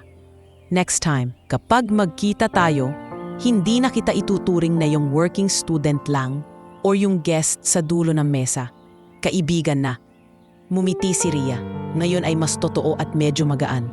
Salamat po. Makalipas ang ilang bahagi ng programa, nilapitan siya ng isang staff mula sa Vergara Group. Ma'am, pinapapunta po kayo sa VIP lounge. May gustong kumausap sa inyo. Kinabahan siya pero sumama pa rin. Pagpasok niya sa lounge, agad niyang nakita sina Don Marcelo at Doña Margarita na nakaupo sa mahabang sopa, kasama si Mr. Rodrigo. Nasa gilid din si Caleb, nakatayo lang at nakikinig. Good evening po, magalang na bati ni Rhea. Halatang naiilang. Sit down, Hija, bungad ni Doña Margarita. Malumanay ang tono. Huwag ka nang kabahan. Umupo si Rhea sa gilid ng sopa. Si Don Marcelo ang unang nagsalita. Narinig namin ang tungkol sa'yo mula kay Rodrigo at kay Caleb. At nakita din namin kanina kung paano ka nagdala ng sarili mo sa harap ng mga bisita kahit alam naming hindi madali yun. Tumingin saglit si Rhea kay Mr. Rodrigo, mumiti ito, parang kumpirmasyon sa lahat. Gusto naming humingi ng tawad, dugtong ni Doña Margarita, bahagyang yumuko. Hindi man kami diretsyong nakapagsabi ng anumang masama sa'yo, pinayagan naming may mga tao sa paligid namin na minamaliit ang mga taong tulad mo. At ngayong nakilala ka naming, napagtanto naming mali yun. Halos hindi makapaniwala si Rhea na ang mga taong tinitingala sa TV at dyaryo ay humihingi ngayon ng tawad sa kanya. Isang probinsyanang dating taga-serve lang ng pansit. Ay nako, hindi nyo na po kailangan humingi ng sorry. Mabilis niyang sagot. Alam ko pong ibang mundo po yung ginagalawan ninyo. Sanay na po ako. Doon ka nagkakamali, Hidya, sabat ni Don Marcelo. Kung sanay ka sa mali, hindi ibig sabihin tama na yon. Responsibilidad naming baguhin yung kaya naming baguhin. At isa doon, kung paano namin pinipili ang mga taong kasama sa mga programa namin. Umayos ng upo si Mr. Rodrigo. Ria, naalala mo siguro yung email ko sa'yo tungkol sa community-based livelihood fairs. Opo sir, sagot niya. Magre-repre na rin po sana ako. Hindi mo na kailangan, sagot ni Rodrigo. Nakangiting bahagya. Nandito ka na at ngayon mas kumpiyansa akong tama ang desisyon ko. Gusto naming ialok sa'yo ang posisyon bilang project coordinator para sa mga pilot livelihood projects ng Vergara Foundation. Napasinghap siya. Project coordinator po? Ako? Bakit hindi? Tanong ni Caleb. Nakangiting nakatingin sa kanya. Ikaw yung may first-hand na karanasan sa hirap, sa probinsya, sa pagiging working student. Ikaw yung nakakaintindi kung ano talaga ang kailangan ng mga tao sa ground. Hindi namin yan matututunan sa boardroom lang. May fair compensation, training, at posibilidad na maging regular sa foundation kapag pumasa ka sa probation period. Paliwanag ni Mr. Rodrigo. Hindi namin hinihingi ang sagot mo ngayon. Pero gusto naming malaman mo, hindi ka na lang tagadulo ng mesa. Pwede kang maging isa sa magdidisenyo ng mesa para sa iba. Hindi napigilan ni Ria ang pagluha. Tahimik na tumulo ang mga iyon sa pisngi habang pilit niyang pinupunasan. Pasensya na po, nahihiya niyang sabi. Hindi ko po mapigilan kasi dati po, ang pangarap ko lang makaupo sa gitna kahit minsan. Hindi ko inisip na may araw na may mag-aalok sa akin na umupo sa mesa kung saan ginagawa ang mga desisyon. Lumapit si Bianca, na ngayon ay nasa pintuhan na pala. Marahan siyang niyakap sa gilid. Tanggapin mo, Rhea, hindi ito awa, karapat-dapat ka. Napatingin siya sa lahat sa loob ng lounge. Kay Don Marcelo, na seryoso pero mabuti ang mata. Kay Doña Margarita na tila ina ang titig.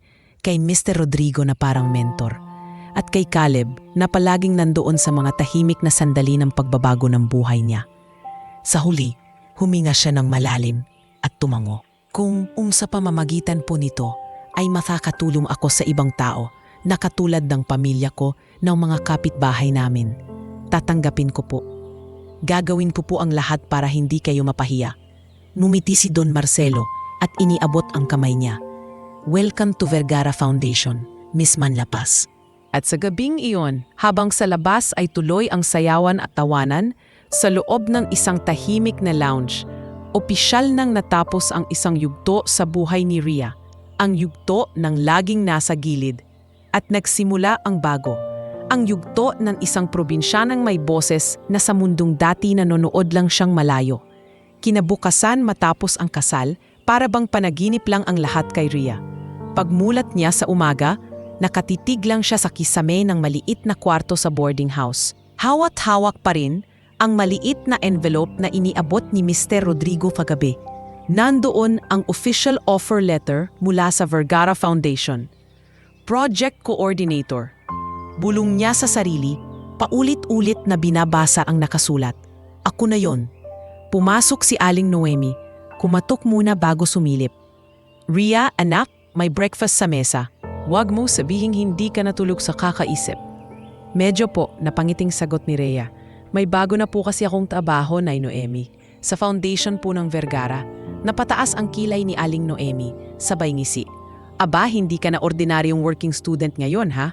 Pero tandaan mo, kahit anong taas ng posisyon, dapat paa mo nakadikip pa rin sa lupa. Opo, seryosong sagot ni Rhea. Hindi ko po kakalimutan. Pagpasok niya sa opisina ng Vergara Foundation makalipas ang ilang araw, parang ibang mundo na naman ang sinalubong sa kanya. Nasa loob ng isang modernong building ang opisina. May glass walls, mga halaman sa hallway, at mga taong naka-smart casual na nagsasalo sa pantry ng kape at sandwich. Sa reception, sinalubong siya ng sekretaryan si Mia. Ito rin pala ang nag-asikaso ng registration sa kasal. Hi, Miss Manlapas. Welcome to the foundation. Dito po ang workstation nyo. Inihatid siya ni Mia sa isang cluster ng mga desk. Rhea, meet your team, sabi nito. Ito si Lara Punsalan, PR officer namin. Si Gerald Tan sa finance. At ito naman si Emil Soriano, ang architect na in charge sa mga design ng livelihood hubs. Ngumiti si Lara, isang babaeng nakasleek na bobcat. May kumpiyansang tindig. Hi, Rhea, narinig na namin yung kwento mo kagabi. Grabe ka, tahimik pero matapang. Welcome, bati ni Gerald na nafasalamin at mukhang laging may hawak na calculator. Kung may problema ka sa budget, sa akin ka lalapit. Pero huwag masyadong madalas ha, biro nito, sabay tawa. Si Emil naman, medyo tahimik pero malalim ang tingin. Nice to finally meet you, sabi niya. Matagal ko nang naririnig yung pangalan mo, kina Sir Rodrigo. Ako yung in charge sa layout ng mga sites na pupuntahan natin. Ikaw yung mag-uugnay sa barangay at sa team. Kinabahan si Rhea pero ngumiti. Salamat po. Sana makasabay ako sa inyo. Hindi pa man siya nakakaupo ng tuluyan, may dumating pang isang lalaki, may edad na mga early 40s. Naka-long sleeves at may daladalang tablet. Matalim ang tingin nito, parang lagi nang minamadali ng oras. Via, sabi ni Mia. Ito pala si Arnold Villarreal, Senior Coordinator. Siya ang matagal nang in charge sa karamihan ng projects. Kausapin mo siya kung may gusto kang malaman sa process. Tiningnan siya ni Arnold mula ulo hanggang paa, parang sinusukat ang bawat hibla ng buhok niya. Ikaw yung bago? Malamig na tanong nito. Opo sir, magalang na sagot ni Rhea. Project Coordinator po sa livelihood programs. Nang uyam ang bahagyang ngiti. Ang bilis mo naman umakyat. Akala ko, usually dumadaan mo na ng assistant level bago coordinator. Nahiya si Rhea. Siguro po dahil may karanasan po ako sa hotel at oo, putol ni Arnold. Ikaw daw yung bida sa kwento ng sunog.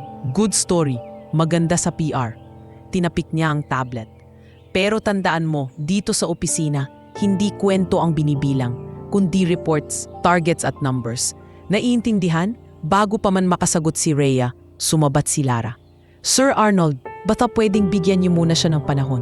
Or stay niya ngayon. Umismid si Arnold pero naglakad na papunta sa sariling desk. Basta siguraduhin niyong hindi siya magiging sagabal sa timeline. Marami na tayong delays. Ramdam ni Rhea ang pagkapit ng kaba sa sikmura.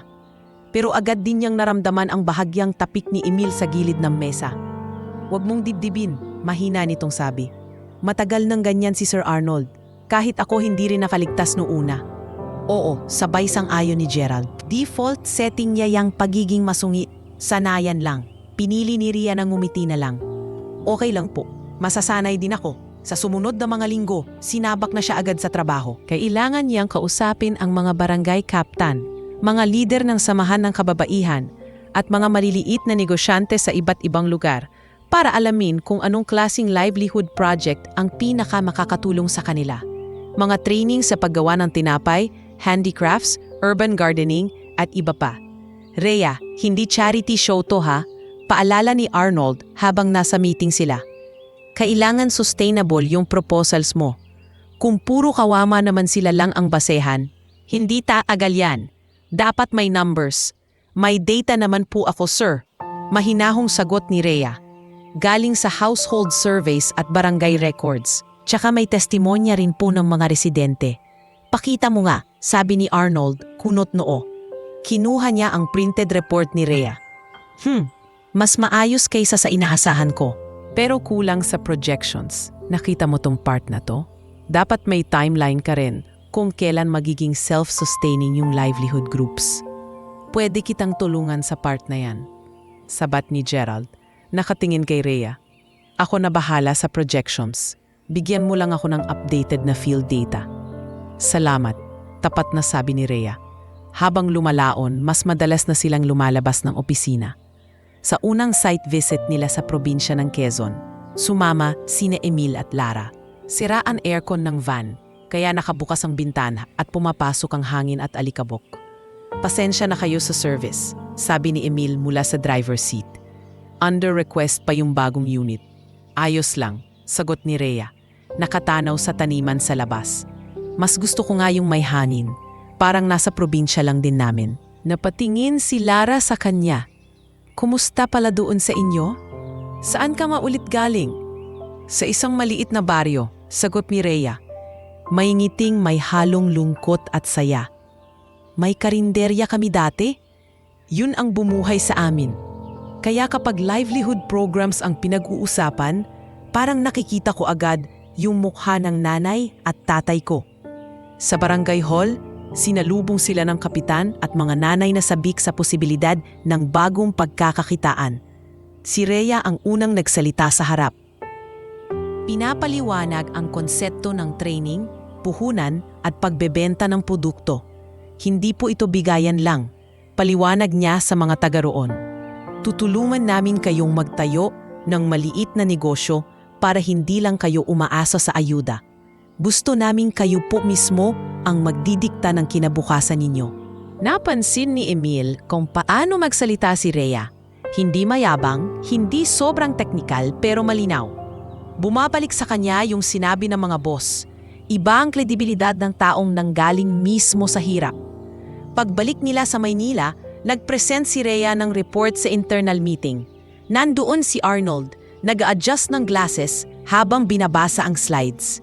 As you can see, pagtatapos ni Rhea, may existing na raw materials doon para sa bread and pastry livelihood. May interes ang mga nanay at may willing ding magpahiram ng maliit na espasyo para sa community bakery. Kailangan lang ng initial support at training. Tahimik si Arnold sa loob ng ilang segundo. Kalaunan, tumikim.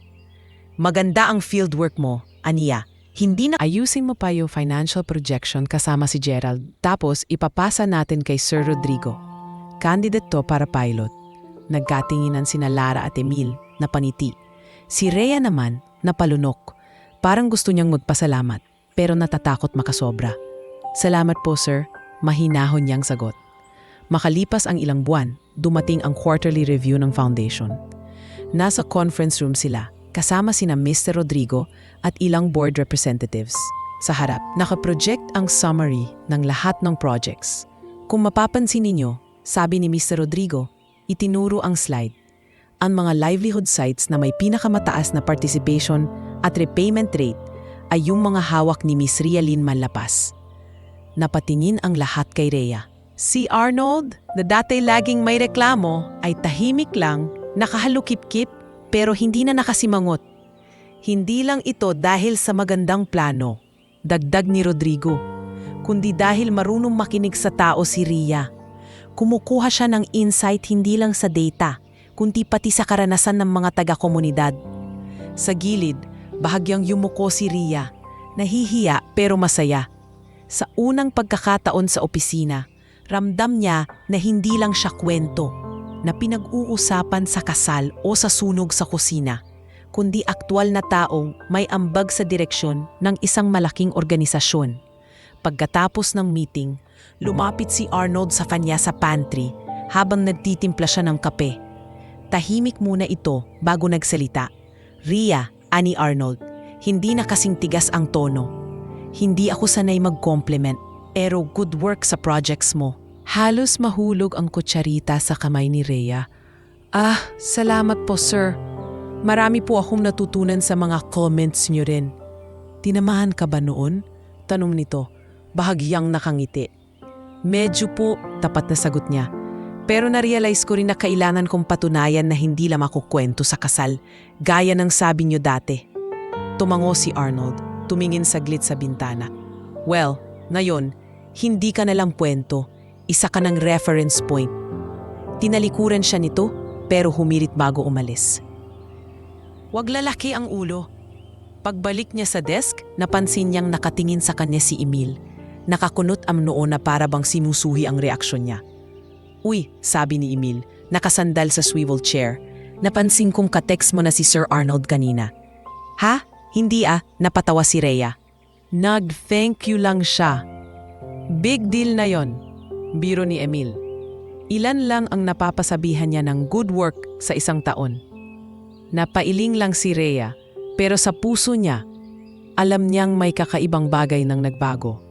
Mula sa pagiging katawa-tawang probinsyana sa dulo ng mesa, Ngayon ay unti-unti na siyang nabiging haligi ng mga proyektong mag-aangat sa buhay ng iba.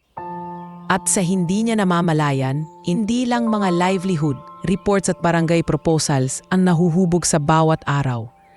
Pati na rin ang pananaw ng mga taong dati tingin sa kanya ay hindi bagay.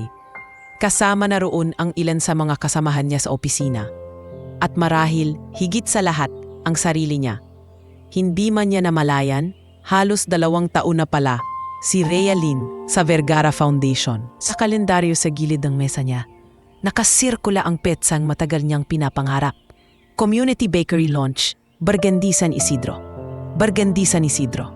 Baryong dati ay nakaipit lang sa alaala niya tuwing madaling araw, kasabay ng amoy ng kape ni Maribel at ubo ni Lito. Ngayon, nakalagay ito sa opisyal na project sheet. May budget line, may timeline, may pangalan niya bilang lead coordinator. Sure ka na ba dyan, Ria? Tanong ni Lara habang sabay silang nagkakape sa pantry. Iba yung pressure kapag sariling baryo ang hahawakan. Masakit kapag pumalya. Mas masakit po kapag hindi ko sinubukan. Sagot ni Ria, pinaglalaruan ng tasa. Matagal ko ng pangarap to. Nung nag-a-apply pa lang ako sa scholarship, iniisip ko na, paano kaya kung balang araw, hindi nakahon ng sardinas ang almusal namin? Umupo si Emil sa mesa nila. May hawak na rolled up blueprint. Good news! Aniya, naayos na yung layout ng community bakery. Saktong kasya sa lote sa tabi ng karinderya nyo. Napatingin si Ria, nagulat. Ha? Sa tabi mismo ng karinderya namin ilalagay? Yun ang napagkasunduan sa barangay meeting. Sagot ni Emil. Mas accessible, kilala ng tao at hindi na kailangan ng panibagong lupa. Pumayag si Kapitan at sabi ni Mama Maribel mo, sorry nasanay na ako. Okay daw sa kanya, basta hindi haharang sa mga suki. Napangiti si Ria, napapailing. Nakausap niyo na si nanay? Video call kagabi. Sagot ni Emil, pinakita ko kayong draft. In fairness, ang galing niyang mag-comment.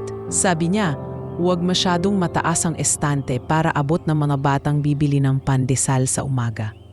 Tumawa si Lara. Si Tita Maribel talagang may puso sa customer.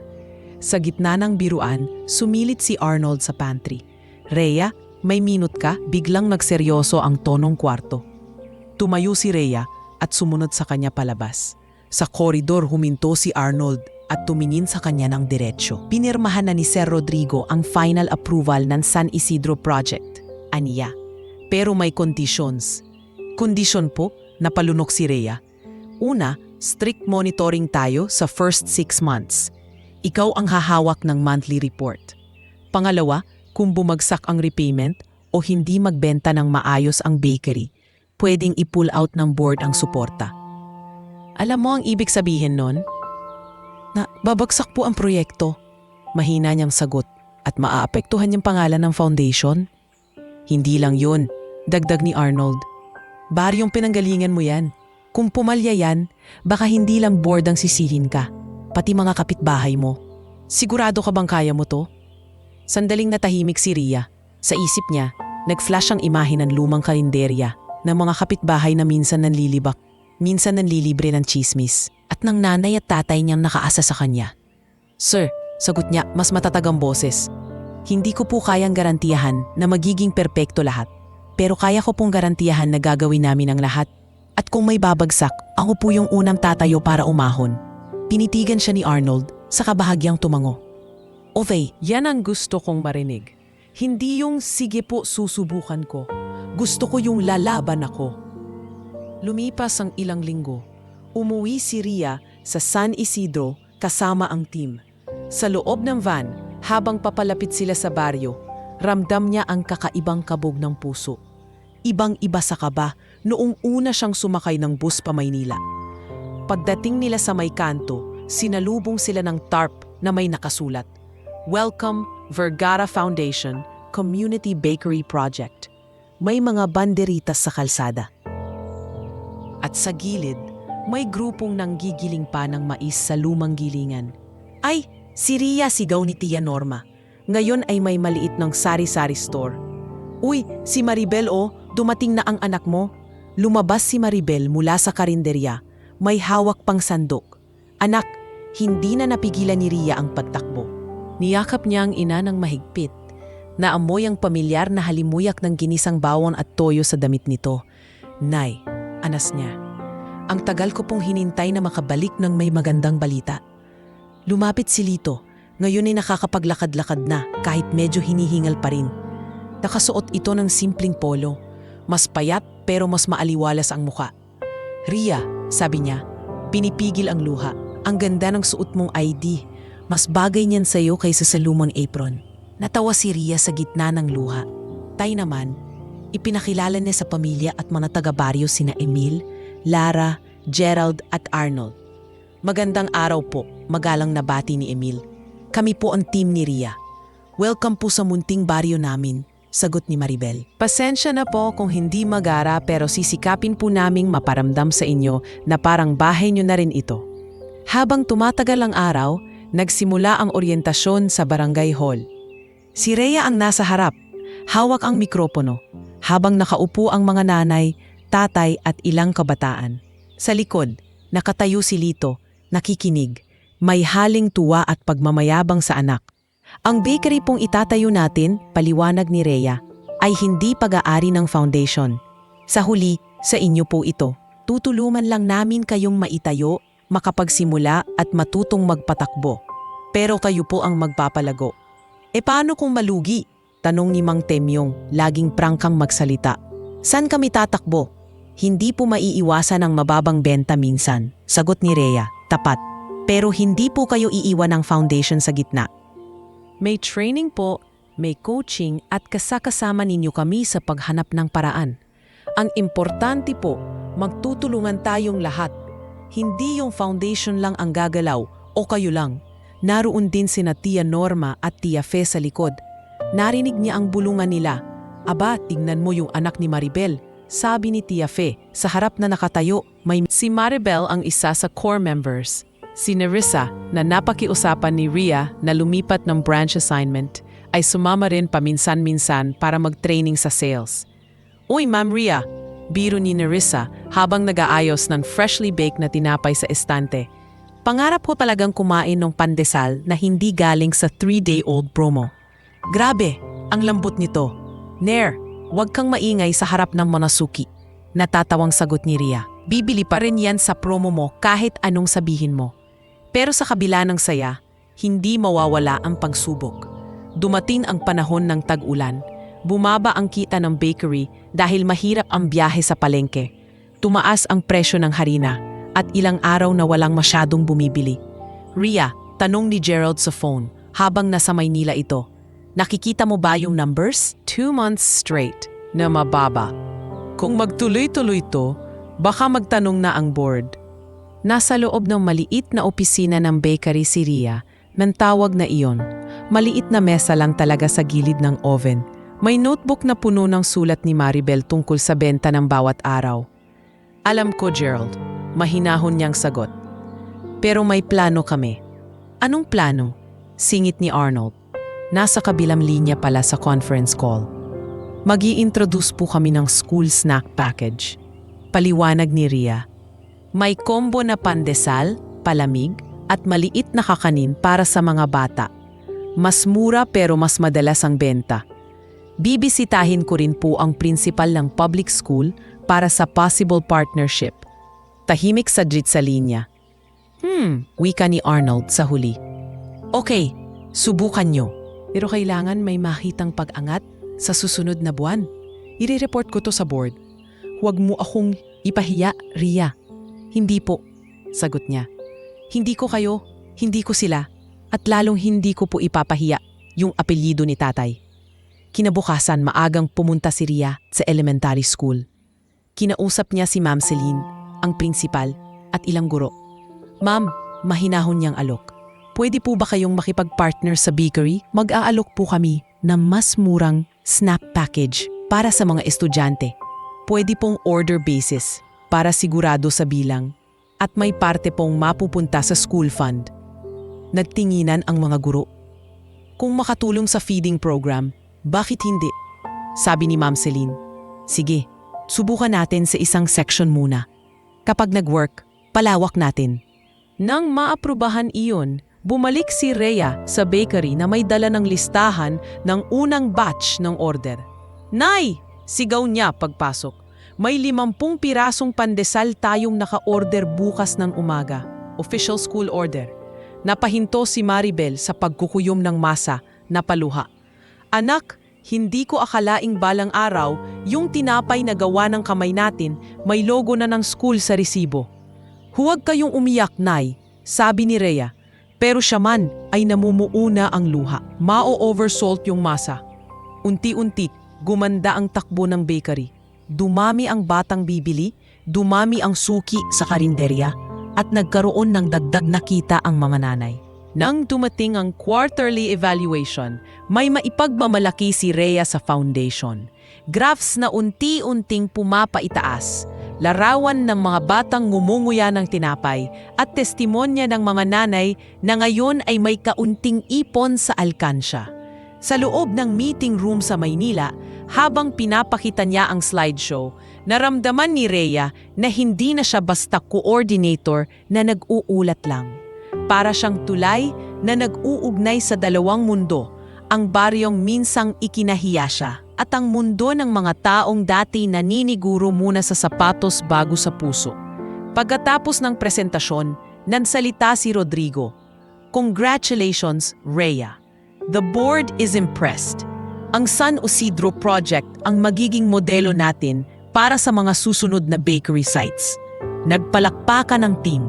Si Arnold, na nakaupo sa kabilang dulo, ay hindi na nakakunot ang noo. "Mukhang tama nga na inuna natin yung baryo mo," sabi niya. "Hindi ko sasabing proud ako sa'yo dahil baka lumaki ulo mo, pero malapit na." Tumawa ang lahat.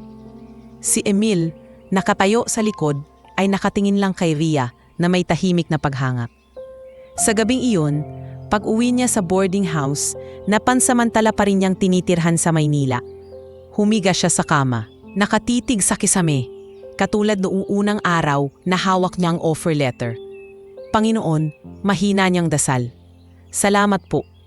Kung dati po ako yung hindi pinapansin sa kasal, ngayon, kahit hindi ako mayaman, binigyan niyo ako ng pagkakataong maging daan para makakain ng maayos ang iba. Sana hindi po ako magbago kahit anong posisyon ang dumating." At habang unti-unti siyang inaantok, hindi na siya yung dalagang probinsyana na laging nasa dulo ng mesa. Isa na siyang babae na kayang maglatag ng sariling mesa. Para sa pamilya, para sa baryo, at para sa mga taong tulad niyang minsan ding inakalang wala nang ibang pwesto kundi ang gilid. Makalipas ang halos 1 taon mula nang maging modelo sa foundation ang proyekto sa San Isidro, lalo pang dumami ang responsibilidad ni Rhea. May mga bagong bakery sites sa iba't ibang probinsya, may urban gardening project sa mga eskinita ng Maynila, at may mga livelihood fair sa mga plaza. Pero isang email ang tumatak sa isip niya isang hapon habang nagre-review ng reports. Subject: Invitation to Speak, National CSR and Community Summit. Binasa niya ito ng dahan-dahan. Ang summit na iyon ay dadaluhan ng mga malalaking kumpanya, NGO at foundations sa buong bansa. At sa listahan ng mga speakers, may isang pangalan na hindi niya inakalang makakasama niya. Caleb Joaquin Vergara, Keynote on Corporate Philanthropy. Sa dulo ng email, nakalagay, "We would like Ms. Rhea Lynn Manlapas of Vergara Foundation to share her story and experience as a former working student who now leads successful livelihood projects in different communities." Napahinto siya. "Ako? Speaker?" Napansin ni Lara na natigilan siya sa harap ng monitor. "Uy, anong meron?" tanong nito, sabay silip sa screen. "Uy, wow! National Summit? Ikaw ang speaker?" "Parang hindi ko alam kung deserve ko." Mahina niyang sagot. "Hindi naman ako sanay magsalita sa harap ng mga malalaking tao." Malito lang ako. Sumingit si Emil, nakaupo sa katapat na desk, may hawak na marker at doodles na mga layout. "Rhea, ilang barangay na ang napagsalitaan mo? Ilang nanay na ang napangiti mo sa orientation? Ano sa tingin mo ang kaibahan nun sa stage na yan?" "Mas mahal ang suot nila." Pabirong sagot ni Rhea, pero halatang may takot sa tono. Mas mahal ang suot, pero pareho pa rin ang tenga. Sagot ni Emil. Pakinggan ka rin nila kung paano mo pinapakinggan ang mga tao sa baryo. At saka, nandito kami. Hindi ka mag-isa. Kinagabihan habang nakahiga sa kama, muling nakatiig si Ria sa kisame. Kagaya noong mga unang gabi sa Maynila. Pero ngayon, kakaiba ang tanong niya sa sarili. Noon, takot akong walang makausap. Ngayon, takot akong masyadong maraming nakikinig. Pero hindi ba ito yung ipinagdasal ko? Na balang araw maririnig din ang kwento ng nakakagaya namin? Sa huli, nag-reply siya sa email. I accept the invitation. Dumating ang araw ng summit sa isang malaking convention center sa Ortigas. Maaga silang dumating nina Lara at Emil, dala ang maayos na laptop, flash drive at printed backup ng presentation. Nakasimple pero marangal na dark blue dress si Rhea, may maliit na pin ng Vergara Foundation sa dibdib. Sa backstage, naririnig na nila ang boses ng host at ang mahihinang tunog ng mga taong nag-uusap sa labas. May mga roll-up banner ng iba't ibang kumpanya, logo ng mga kilalang brand, mga taong naka-business attire at leather bag. Kinakabahan ka ba? Tanong ni Lara habang inaayos ang buhok niya. Parang gusto kong bumalik sa pagbebenta ng pandesal, sagot ni Ria, sinasabayan ng pilit na tawa. Mas madali yata yon. Uy, kumalma ka, sabi ni Emil. Inaabot sa kanya ang isang bote ng tubig. I-imagine mo na lang yung audience na parang mga nanay sa barangay hall. Pareho din naman ang pangangailangan nila. Totoo at malinaw na salita. Maya-maya, pumasok sa backstage si Caleb, naka-dark suit. Hawak ang ilang papel. Nakita niya agad si Ria at ngumiti. Ria, tawag niya. Ready? Hindi ko po alam, tapat na sagot ni Ria. Pero andito na po ako, kaya wala na siguro atrasan. Napangiti si Caleb. Alam mo, nung una kitang nakita sa likod ng ballroom, akala ko hindi ka nababalik sa floor pagkatapos mong pagalitan. Sa totoo lang po, muntik na, sagot ni Ria, napangiti rin. Pero may trainee po kasing namulit sa akin noon. Magaling yung trainee na yon, sagot ni Caleb, nagbibirong seryoso. Kung hindi dahil sa kanya, baka wala ako dito ngayon at baka wala ring Rhea na magsasalita sa entabladong to. Tinawag ng stage manager si Caleb para sa keynote nito. Naiwan sina Rhea, Lara at Emil sa gilid, nakikinig. Malinaw ang boses ni Caleb habang kinukuwento kung paano nag-shift ang corporate strategy ng Vergara Group mula sa puro profit patungo sa mas malalim na investment sa mga komunidad. At kung magtatanong kayo kung saan nagsimula ang pagbabagong ito, sabi ni Caleb sa dulo ng keynote, nagsimula ito sa isang simpleng eksena, isang working student sa hotel na pinili ang buhay ng kitchen staff kaysa sa sariling kaligtasan. At sa araw na ito, hindi ako ang bida. Nandito siya ngayon para ikwento mismo kung ano ang ibig sabihin ng pagbabago. Hindi lang sa papel, kundi sa totoong buhay. Please welcome Ms. Rhea Lynn Manlapas. Nang marinig niya ang pangalan niya, biglang bumalik sa isip ni Rhea ang unang kasal na pinuntahan niya. Kung paanong walang gustong kumausap sa kanya, kung paanong sa pinakadulo siya naupo, kung paanong pinagtawanan ang suot niya. Nayon, sa harap ng mga tarp ng malalaking kumpanya, siya mismo ang tinatawag, hindi para pagsilbihan, kundi para pakinggan. Humakbang siya paakyat ng stage. Sa unang iglap, halos pumutla siya nang makita ang laot ng tao.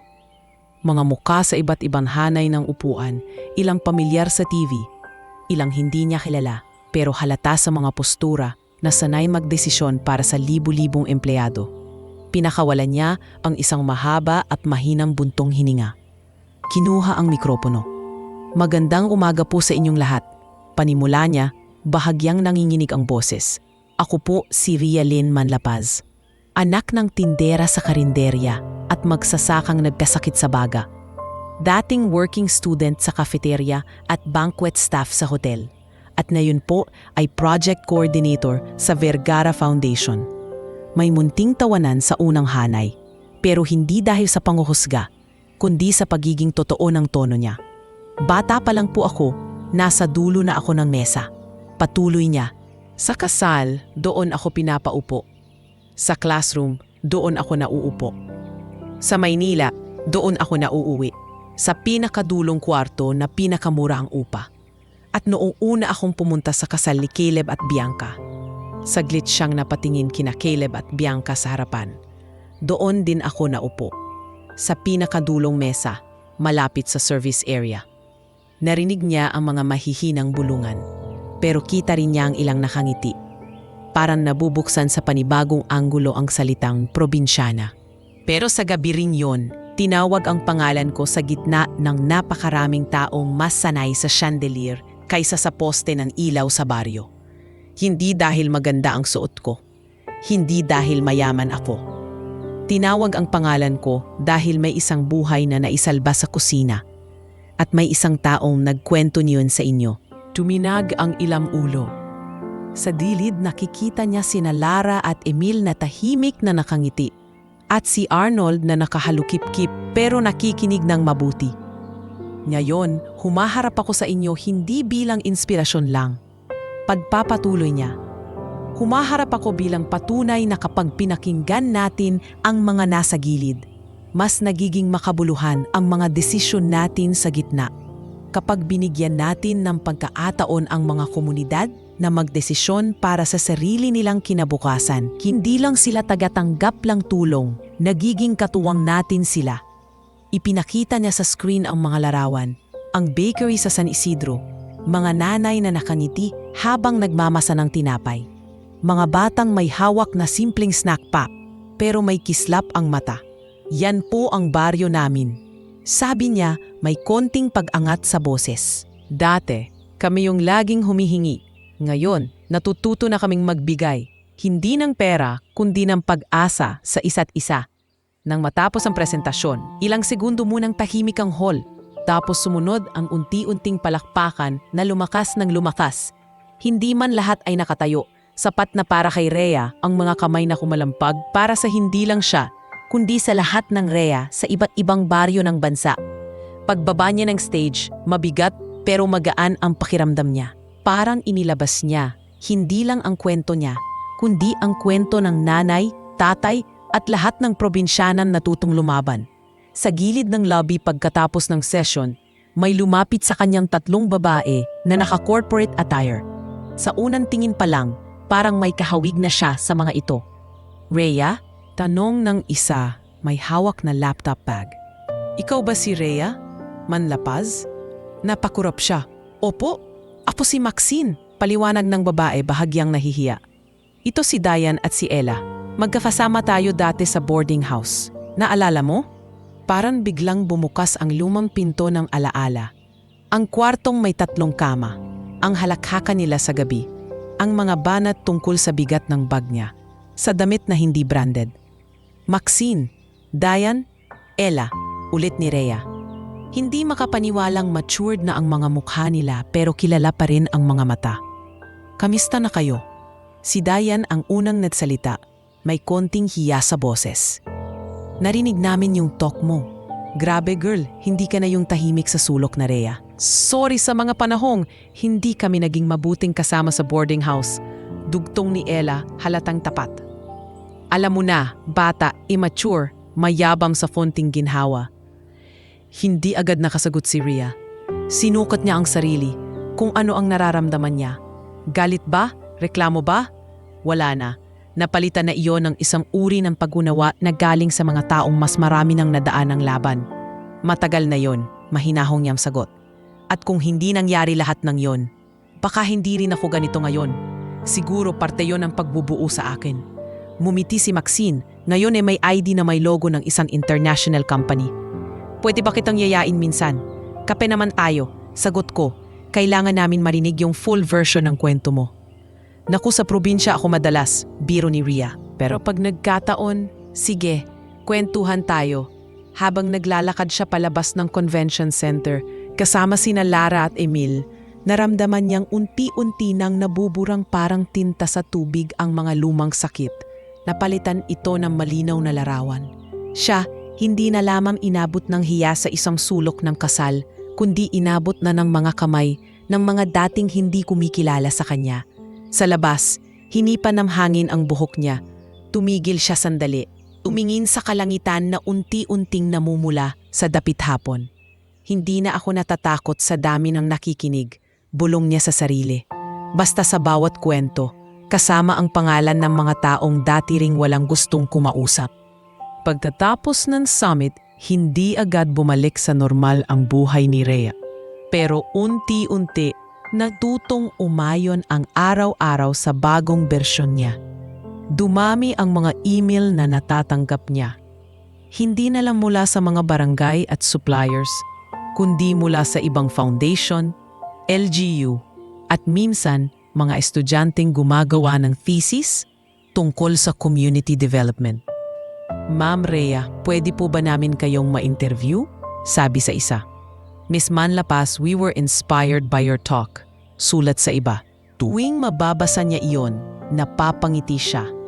Hindi dahil sumisikat siya, kundi dahil sa bawat inspired, nai-imagine niya ang mikha ng isa pang batang tulad niya noon, tahimik tagabili ng ukay, tagahulog ng kahon sa dulo ng mesa.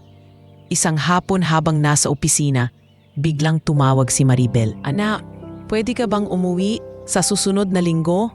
Tanong nito sa kabilang linya. Bakit po, Nay? May nangyari po ba? Agad nakaba ni Rhea. Wala. Mabilis na sagot ni Maribel.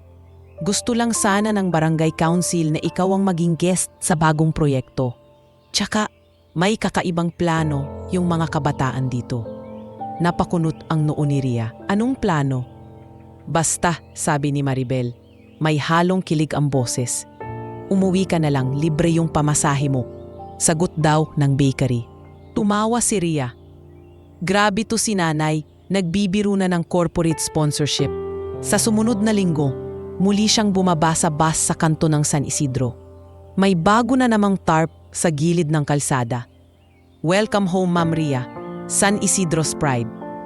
May nakadrawing pa na maliit na tinapay at mikropono. Nay, ano na naman pinagagawa niyo? Natatawang tanong ni Rhea. Agad na niyakap ang ina. Aba, totoo naman, sagot ni Maribel.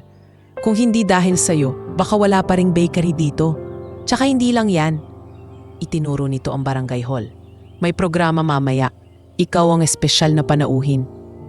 Pagpasok nila sa covered court, nagulat si Rhea. Puno ang gilid ng court ng mga mesa.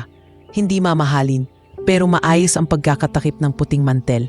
May mga plastik na bulaklak sa gitna. At sa dulo ng entablado, may nakabanderang karatula. San Isidro Community Thanksgiving para sa ating anak na si Rialyn Manlapas. Parang sumikip ang lalamunan niya. Grabe naman to, parang fiesta. Hoy, hindi lang to para sa'yo. Sabat ni Lito, lumapit at hinawakan siya sa balikat. Thanksgiving to para sa lahat. Ikaw lang ang dahilan kung bakit kami natutong maniwala na pwede palang magbago ang buhay namin. Maliit na bagay itong programang to kumpara sa ginawa mo.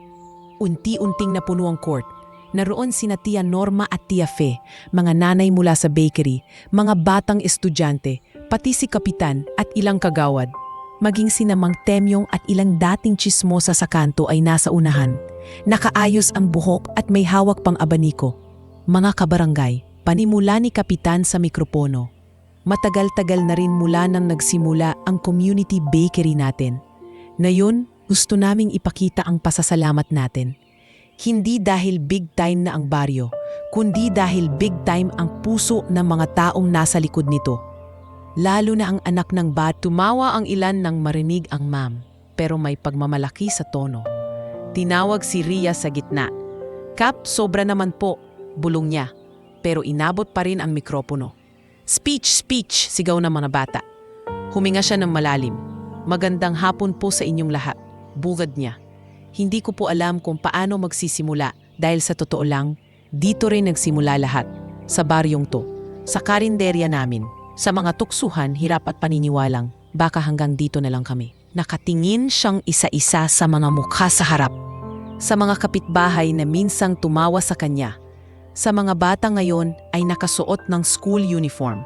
Sa mga nanay na may mga kamay na punong-puno ng marka ng pagod. Naalala ko po, patuloy niya. Noong araw na umalis ako papuntang Maynila, may mga nagtanong, sigurado ka ba? Baka magutom ka lang doon. Hindi ko rin po alam kung sigurado ako. Pero may nanay at tatay akong naniwala sa isang bagay. Kahit mahirap, pwedeng mangarap. Napatingin si Maribel at Lito sa kanya. Pareho nang namumungay ang mga mata. Ngayon po, dagdag ni Ria, hindi na ako nandito para lang magpasikat. Nandito ako para magsabi ng pasasalamat. Kasi kung hindi nyo ako nakita noon bilang anak ni Maribel, tagahugas ng pinggan at probinsyana, baka hindi ako nahubog. Yung manasakit noon, yung mga tukso, pangmamaliid, naging parte ng lakas ko. Kinagat-labi niya ang sarili para hindi tuluyang umiyak.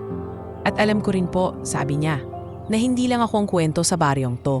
Nandyan si Nanay sa bakery, si Nerissa na lagi nang may jokes, si Mang Temyong na kahit reklamador, isa sa pinakaunang tumulong magbenta ng pandesal.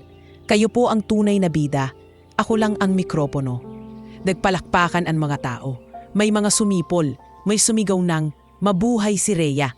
Pagkatapos ng programa, may simpleng salo-salo, may pansit, manok at syempre, mga tinapay mula sa bakery. Habang umiikot si Rhea sa mga mesa, may lalapit, may magpapasalamat, may magbabahagi ng simpleng kwento. Ma'am Rhea, sabi ng isang batang babae na may hawak na notebook. Gusto ko pong maging katulad nyo, someday. Gusto ko rin pong makapag-aral sa Maynila at bumalik dito para tumulong. Ngumiti si Rhea at hinaplos ang ulo nito.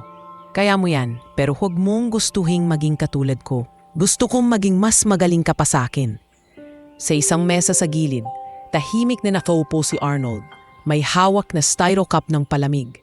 Pinanood niya si Rhea habang kausap ang mga tao. Parang sanay na sanay. Lumapit si Emil mula sa likod. May hawak na kamera. Uy, Sir Arnold, bati ni Emil. Kailan pa kayo natutong pumunta sa mga ganitong salusalo? Simula nang may staff akong nagpapatunay na hindi lahat ng plano nang gagaling sa Excel. Sagot ni Arnold, pero may bahid ng biro. Minsan, galing din sa karinderya. Kinuha ni Emil ang pagkakataon na kuna ng litrato si Rhea. Nakatawa, napapaligiran ng mga nanay at bata. Sa kamera, parang hindi koordinator, hindi speaker, hindi guest ni Vergara ang itsura niya. Para lang siyang simpleng anak ng baryo na sa wakas tanggap na hindi na kailangan umupo sa dulo. Kinagabihan matapos maglikpit sa bakery, nagpunta si Ria sa lumang bahagi ng barangay hall. Doon sa isang tahimik na sulok, nakaupo si Lito, nakatanaw sa madilim na langit, na pinapailawan ng iilang poste. Anak bungad ni Lito, hindi siya tinitingnan pero ramdam ang lambing. May gusto lang akong sabihin. Bakit po, tay? Umupo siya sa tabi nito. Naalala mo ba yung kasal ng pinsan mo noon? Tanong ni Lito. Yung walang gustong kumausap sa'yo dahil sa damit mo? Yung parang invisible ka sa loob ng handaan? Parang may malamig na hangin na biglang dumaan sa dibdib ni Ria. Opo, sagot niya mahina. Hindi ko po malilimutan yon. Tandang-tanda ko rin yon, sagot ni Lito. Nakaupo ako sa bandang gilid, nakikita kitang pinagsisilbihan pa ng iba. Ang sakit sa tatay na makita yon. Pero wala tayong magawa noon, mahirap tayo. Napayoko si Ria, muling naramdaman ang hapdi ng lumang alaala. Pero ngayon parang may plaster na nakadikit sa sugat. Ngayon, pagpapatuloy ni Lito, nakikita ko kung nasaan ka na. Ikaw na yung inaanyayahan sa mga kasal. Ikaw na yung pinapakinggan sa mga entablado. Ikaw na yung pinapaupong maayos sa mesa. Anak, salamat sa hindi pagsuko. Pinatunayan mong hindi habang buhay yung upuan natin sa dulo. Hindi napigilan ni Ria ang luha. Inilapat niya ang ulo sa balikat ng ama. Tay, kahit ano pong mangyari, hindi ko po kayo ilalagay ulit sa dulo. Lagi na po kayong may pwesto sa gitna. Mula sa malayo, rinig pa rin ang tawanan ng ilang kabataan, ang tunog ng tricycle at ang mahinang huni ng kuliglig. Sa gabing iyon, tahimik na napagtagpi-tagpi ang nakaraan at kasalukuyan. Ang batang walang gustong kumausap sa kasal at ang babaeng ngayon ay kayang magbukas ng pwesto para sa iba. Lumipas pa ang mga taon. May mga bagong proyektong dumating. May mga kabataang pumalit sa pwesto niyang dati. Mga batang minsan niyang kinausap sa barangay hall na ngayon ay interns na sa foundation. Si Lara ay lumipat sa ibang NGO sa ibang bansa. Si Gerald ay nagpatayo ng sarili niyang consulting firm, pero nananatiling volunteer. At si Emil, na laging nakabantay sa bawat site visit, ay hindi na lang simpleng kasamahan sa trabaho, kundi maingat na kaibigan na unti-unting naging tahimik na sandalan. Isang araw nakatanggap si Ria ng imbitasyon sa email. Hindi na para magsilbi, hindi na para lang magsalita, kundi para tumanggap ng parangal mula sa isang pambansang organisasyon. Para sa mga kababaihang hindi natakot tumindig mula sa dulo ng mesa papunta sa gitna ng pagbabago. Natawa si Ria sa sarili. Mahilig talaga silang sa mesa umiikot, no? Bulong niya, pero ngumingiti. Sa harap ng salamin bago siya umalis para sa panibagong seremonya, tiningnan niya ang sarili. Hindi mamahalin ang suot, pero maayos. Hindi marangya ang hikaw, pero sapat. Hindi dahil sa damit, paalala niya sa sarili, kundi sa kung sino ka, kahit hubarin mo lahat ng dekorasyon. At sa bawat bagong lugar na pupuntahan niya, sa bawat kwentong ikukwento pa niya, hindi mawawala sa alaala niya ang unang kasal kung saan walang gustong kumausap sa kanya. Dahil doon nagsimulang magpasya ang puso niya na balang araw, siguraduhin niyang may lugar sa mesa ang mga kagaya niyang minsang hindi pinili ng kahit sino.